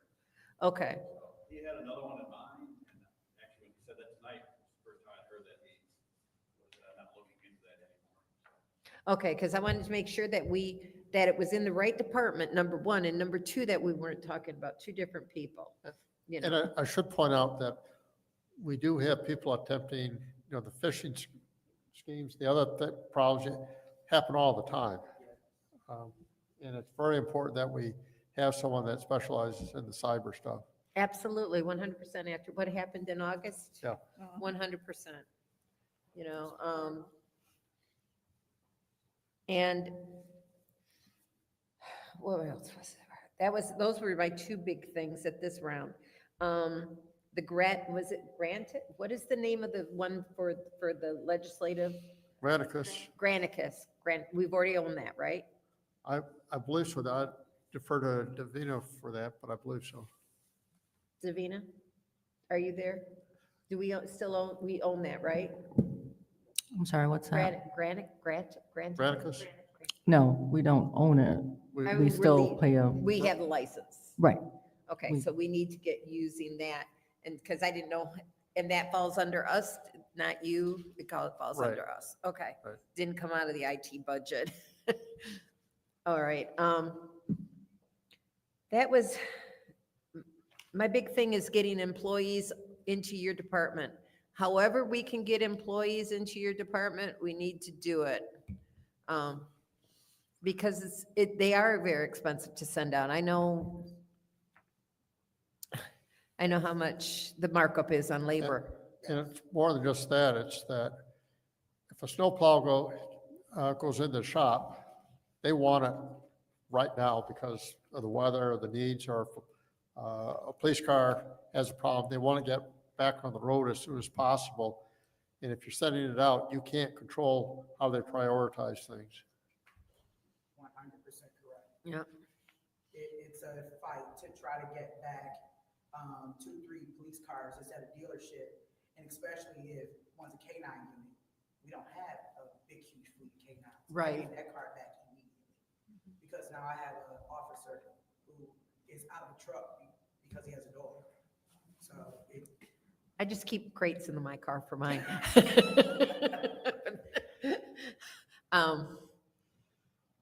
So does Mott still have an automotive program? they do.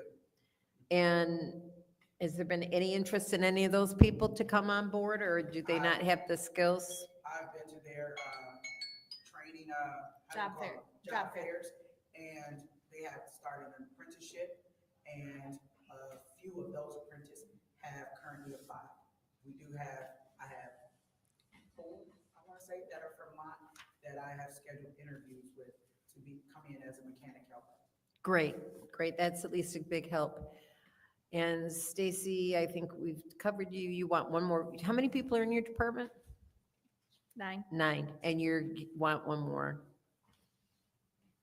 Okay. One and thing purchase- that is important to point out for this budget is our taxable value is over $1 billion now, Wow. and that our increase in taxable value was an astonishing, I believe, 8%? Is that right? 8%, which is, that's hard to do in taxable value.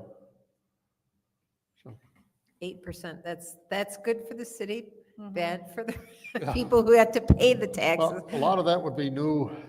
But most of it, I mean, most of those taxes do fall under the commercial industrial for the percentage and personal property. I think what was it, 48% of our taxes are only generated from the residential.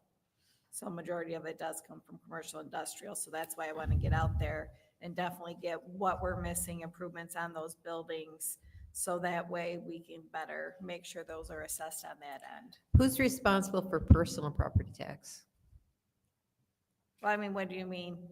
Like for getting out the applications or, because I mean, years ago, We send them out. You Our s- office sends them out. who tracks that they come back?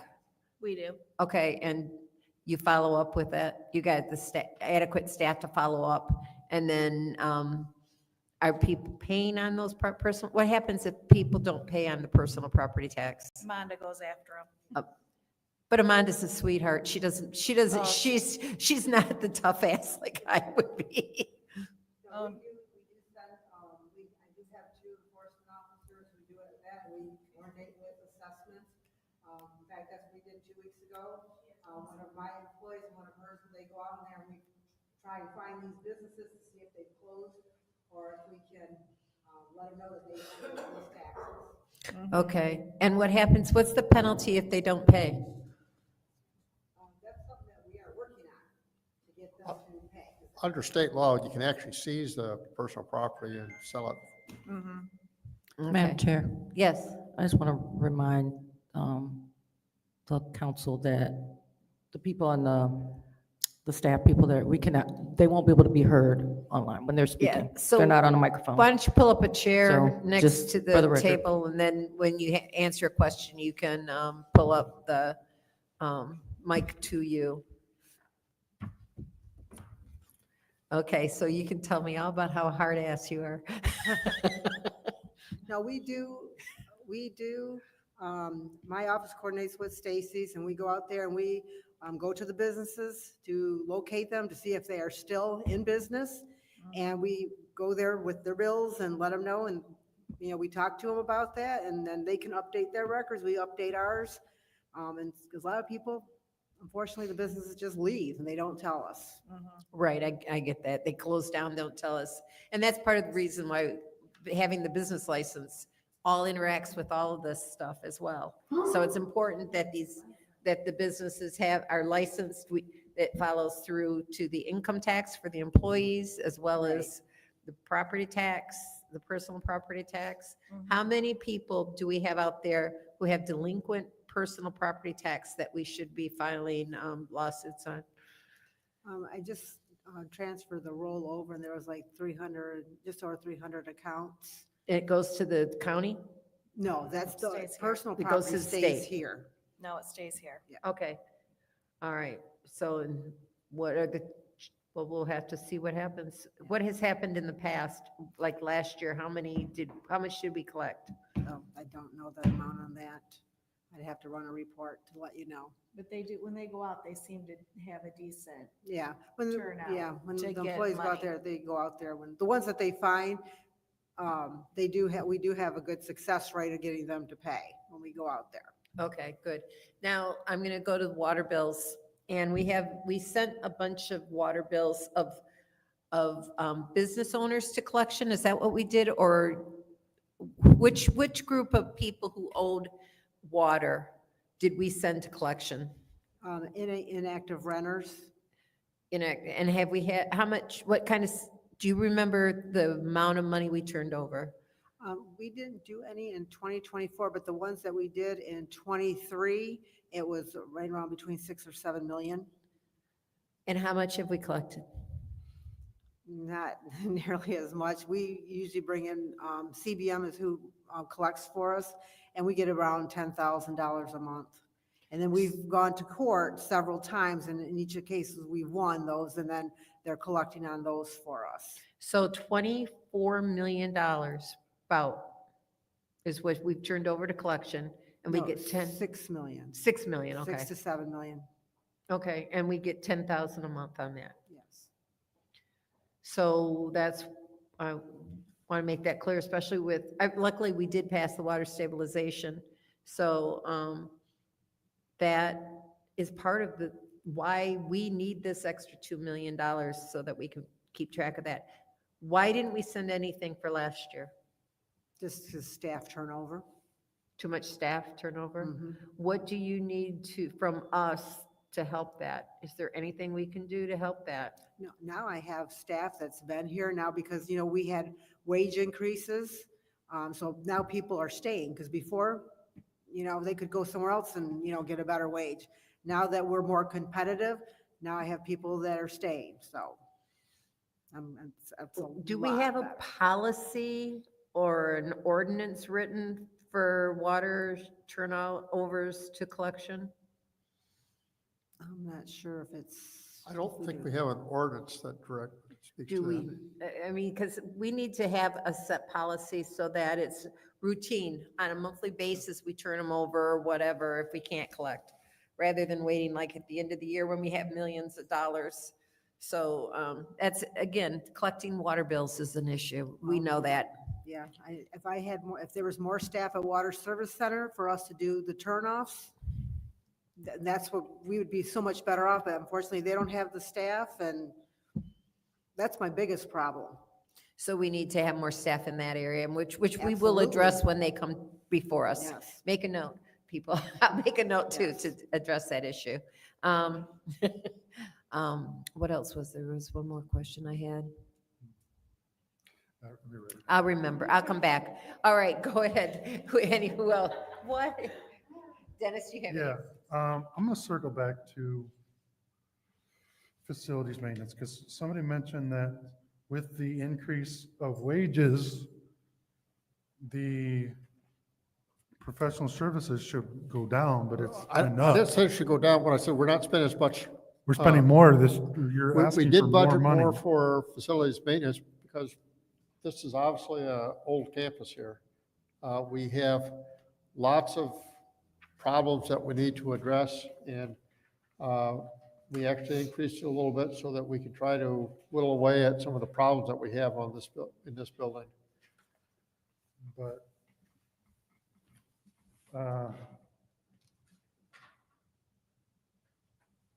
If you just talk to some of the staff, you'll find out about, I think last meeting, we talked to the planning, they were talking about the problems that they have in their offices, and that's just, one example of the issues that we have. no, I understand that, but what are we using? So we increase staff and we're increasing professional services. So obviously you get what you pay for. So why did we feel the need to do professional services more? Like, what are we going to spend more for professional services? The if we professional hired the services would be additional five? for fixing up the building where things which our staff, our maintenance staff is pretty thin. We don't have an awful lot of employees in the maintenance staff. And we're trying to address some of the problems that we have in this building. So was the janitor service that we used before, was that under a different budget? I No, think no. that's what he was saying, was that because we brought that in-house, the janitorial is actually contributing to less of the professional services now that those are more contributed towards wages. Yeah, we're spending more on the maintenance of the building. I mean, there's a. No, I know, it's, the building's falling apart. I'm just trying to figure out.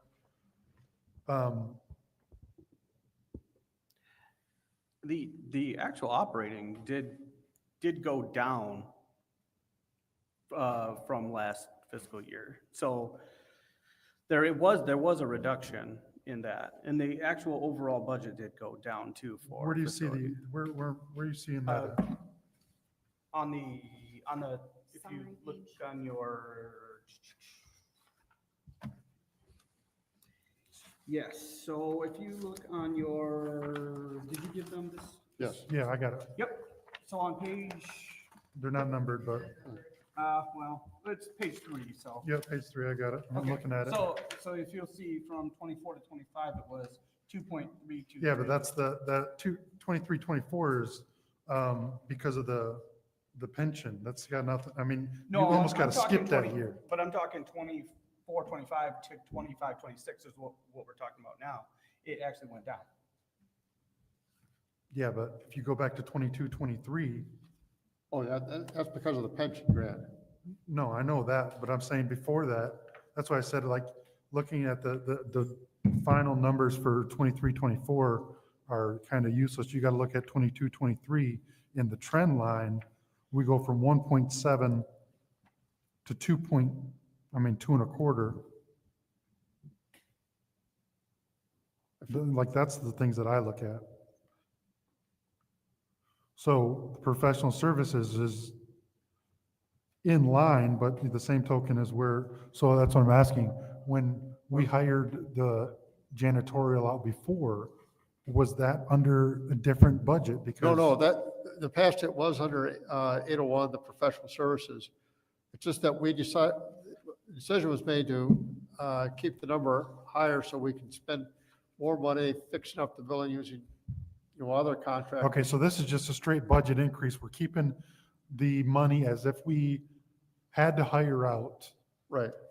all of the janitorial, but we're also adding it to wages, right? That's correct. We added wages and if we had kept the professional services without the janitorial, it would have gone down, but we increased it so we could fix up the building. Do we have, we're not going to fix up the building much with only No, you're not going to 400,000. spend a lot, but it doesn't look around the building, you're going to see all Okay. sorts of problems. We'll put a pin in that. Amanda, circling back to what Judy somewhat mentioned in your personal property taxes, how do we go back? Because I think that there is in a huge amount of businesses where the employees don't pay the 0.5% or the 1%. What's our double check on that? Do we have, like, if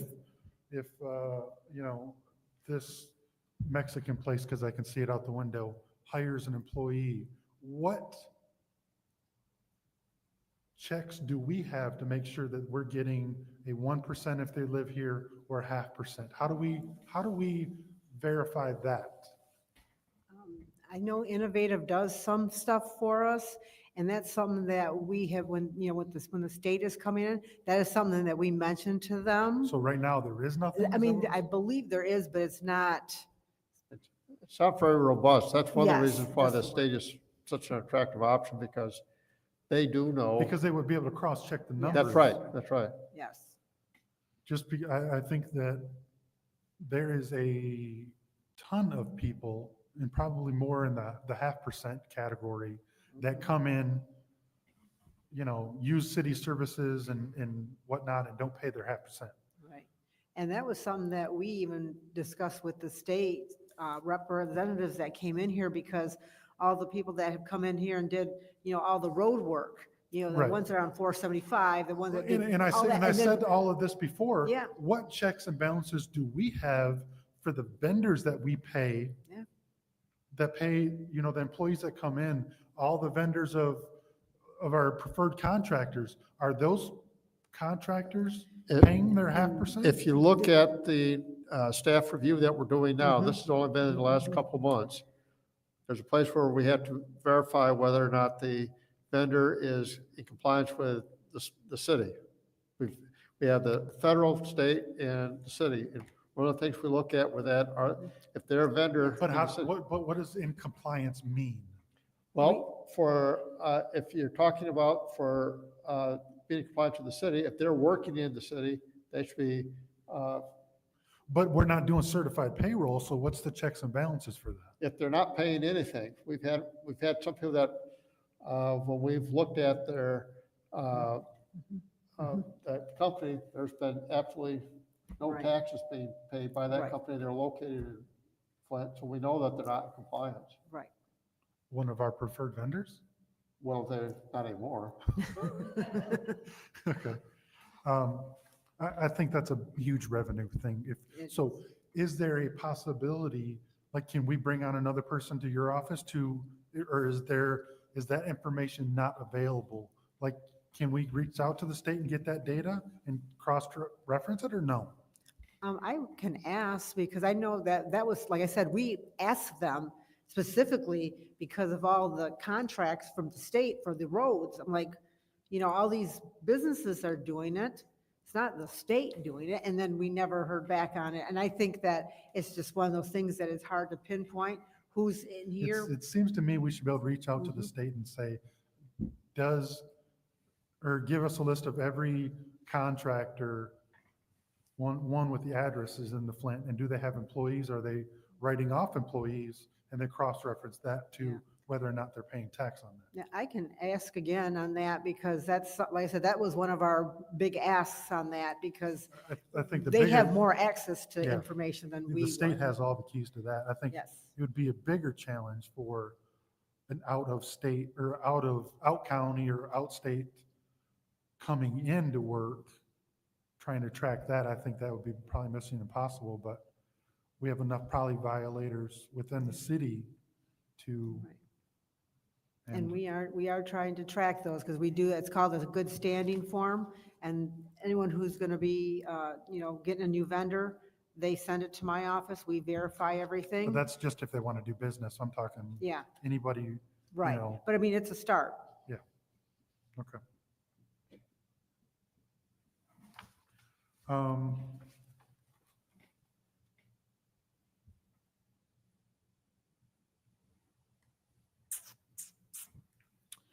I don't know what else I have. Yeah, go for it. Thank you. I actually have some questions for IT. Sure to keep this real brief for you. Good evening. Thank you for holding on. It's like 8 o'clock and we're just now getting to you, so thank you for your patience. Right here where it says temporary and seasonal employees, what does that mean? Who does that cover?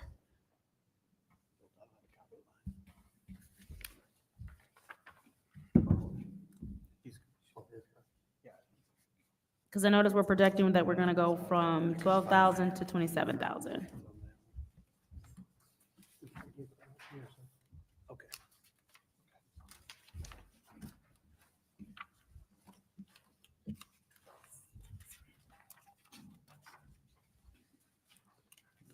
What was it called? Temporary and seasonal employees.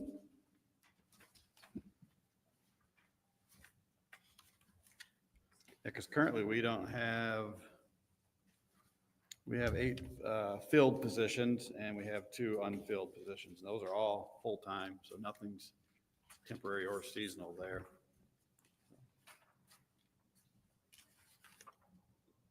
So are we not going to, because I noticed we're budgeting for it. So typically, what does that take care of? To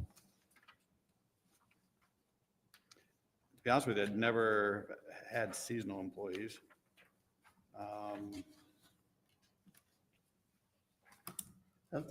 Part-time, now, account number, I don't think we use that anymore. We were trying to get away from that. Where are you looking? Where do you see that? Does it show, I think it's blank, isn't it, for this current year? Yeah, we're trying to get away from that. Yeah. I'm sorry, what was that? We're trying to get away from using the temporary and seasonal. We budgeted for it. I don't. Not in see it. this year. Or 25 or Blank. 26. No. It's blank. Why? It does say it right here. But it's the. No, Did you're- I do the wrong line? Okay. All right, thank you. Holiday. They had too many classifications for wages. I figured it made more sense to consolidate. I got it, I see it. I highlighted the wrong line with it. Thank you, that was pretty simple. And you just answered my next question of how many people. Next, when we're talking about professional services, what is that covering? That's usually working with vendors to help us install software, or hardware. And then your communications, what does that cover for you? What's in that budget? That would be AT&T, Verizon. Makes sense. All right, and then with the education, training, and conferences, it seems like you all budgeted kind of low for that, especially with what you do, and then the fact that, and luckily we made it through, but we had to bring in some outside people when we had that cyber attack. Are you all taking any proactive measures to kind of make sure that if it does happen again, it's something that maybe you can handle and we won't have to do something external? Or, and you can feel free to correct me, I will not be offended, because this is your world, so you understand it far better than I do. Yeah, with the new network security administrator coming on, and we're still working with other vendors to bring in other solutions. Yeah, we feel comfortable, never, 100%. Right, yeah. That it won't happen again. I think we were fortunate that it wasn't worse than it Yeah, no, and the time that we live in now, the fact that you even feel comfortable that it won't happen again is astonishing. Because again, it's literally no fault of your own or any skill set in our department. It's just what people do now. And it's what people do globally. So I think last time it happened too, but we can be attacked at any point in time from anywhere on earth. And so I'm just wondering, as best you can, because like I said, I see that your training and conference budget is really low for the time that we live in, of just cyber attacks and all kind of other craziness. Right. So do you all consider like going to more trainings or doing more, or is that 5,000 I mean, gonna it's possible. suffice?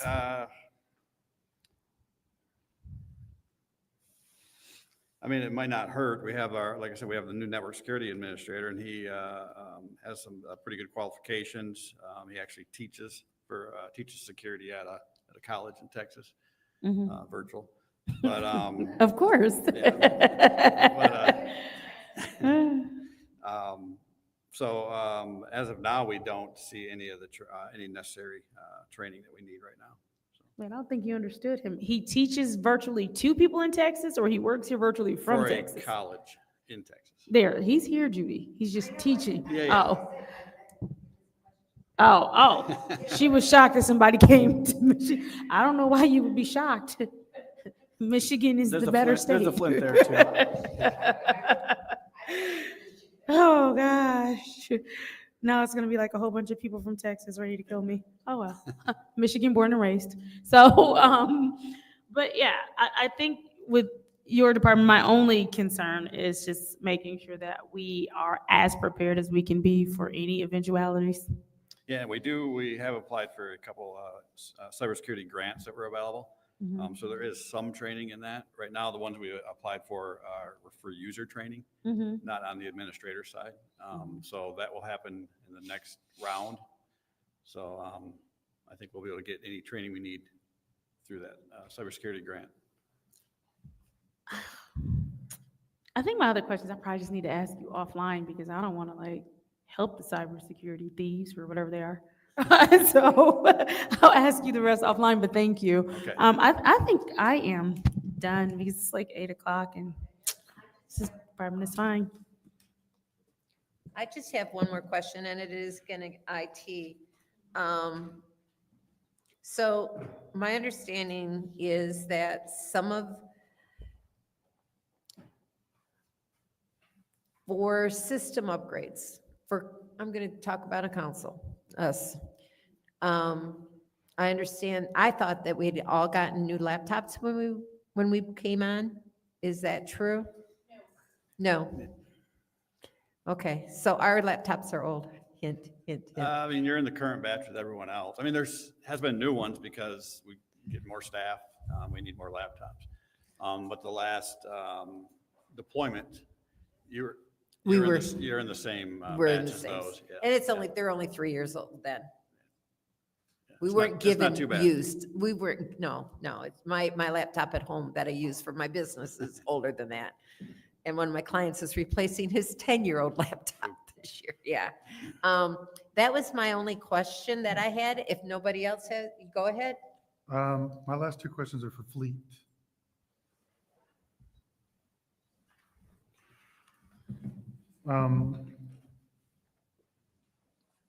Kind of with like the repairs and maintenance for $450,000. What's the repairs and maintenance for our repair and maintenance division? That's how we expense our repairs and maintenance. Like all repair, PMs, anytime we have an accident, that I gotta pay a vendor to do body damage. All the oil changes that we can get done at Applegate, it all comes out of that one GL account. Oh, okay. So we don't do oil changes? Oh, yes, we just can't do it. We can't, I don't have enough staff to do them all. We definitely need more staff for. Yeah, I for can't division. sustain it. You have the budget allocation, you just can't find the people? I don't have the people. Okay. It's hard to find. I don't have the people. labor hours, the man labor hours to keep up. Ever since I've been with the city, we've been advertising for mechanics. Yes. I thought you were going to say ever since you stopped using What, so is that something that we can help with wages? We can offer bonuses, like sign-on bonus, like, tell us how we can help you. Trying to find mechanics right now, it's just the field itself is hurting. It's just not a lot out there. The guys who are mechanics, they are mechanics. They don't typically leave from where they are. You know, they become grandfathered in. You've been there, you got your seniority. It's just hard to get a mechanic to move. Right now, unfortunately, kids are not going to school to be a mechanic. So we're losing the young generation. So I don't have a replenishment into my field. That's the problem. So I would say if you can put heads together and see whether we do sign-on bonuses or we need to adjust pay, tell us how we can help you. So I appreciate that. We definitely need to look at it because this has been one of my biggest headaches. since Equipment, worked for the 1.5 million. Purchasing. That's just new vehicles? That's new. Because I know we've replaced a lot of the police cruisers and we've done other things. So that initially drives down maintenance costs, right?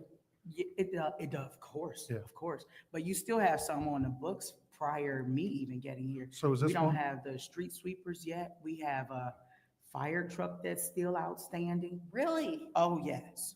Yeah, there's a, So that stuff is incorporated in that Because you have number. 1.5 for equipment and then 1.3 for vehicles. Yeah, because you got four plow trucks, 2 swap loaders.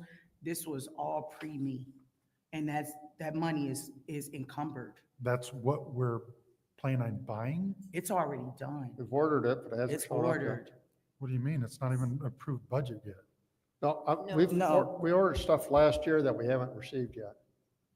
I know, but you're budgeting it for expense of this upcoming year. Yeah, We have to, it's not received, it won't be received in this year. Right? right. So it the gets budget expensive is here than And encumbered. this is a nationwide problem. If you talk to cities, we're all having problems getting equipment. It's all accounting lingo and how it's timed. Yeah. But the 1.3 in vehicles, those aren't that far lead out, so right? So those are ones we plan on purchasing this year? Which ones? The 1.3 million allocation. Oh, yes, we still have to replace some of the leases. We have Jiggy has 2, and I have 1 more for street maintenance. So they are, all 3 of the leased loaders are gonna have to be replaced, or either we gotta purchase those because they're on lease. We're gonna lose 3 big pieces of equipment, heavy equipment.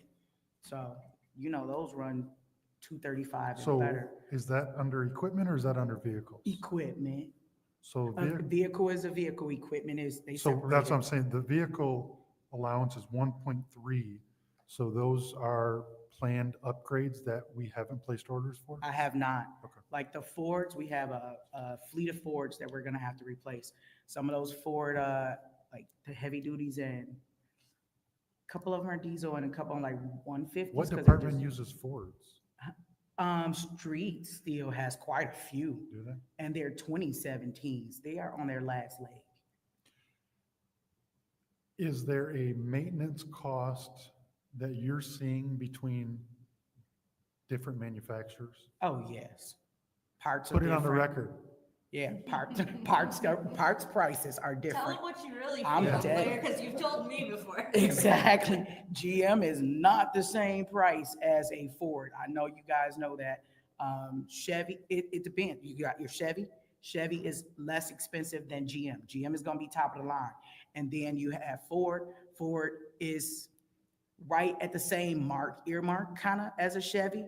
But Ford typically has different issues than Chevy. Ford tends to have electrical and so the cost, if you've ever tried to diagnose electrical issues, you're looking for spaghetti. Okay. Yeah. You're just chasing wires at this point. The man hours that it takes to find that broken wire.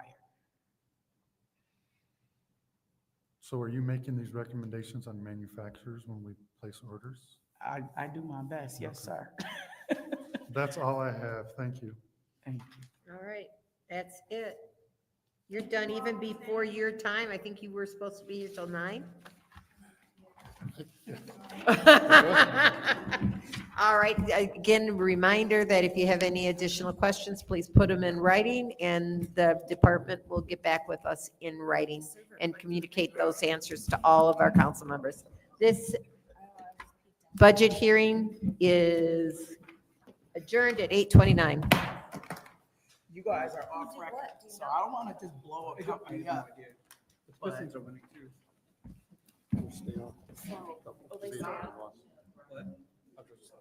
I was gonna turn.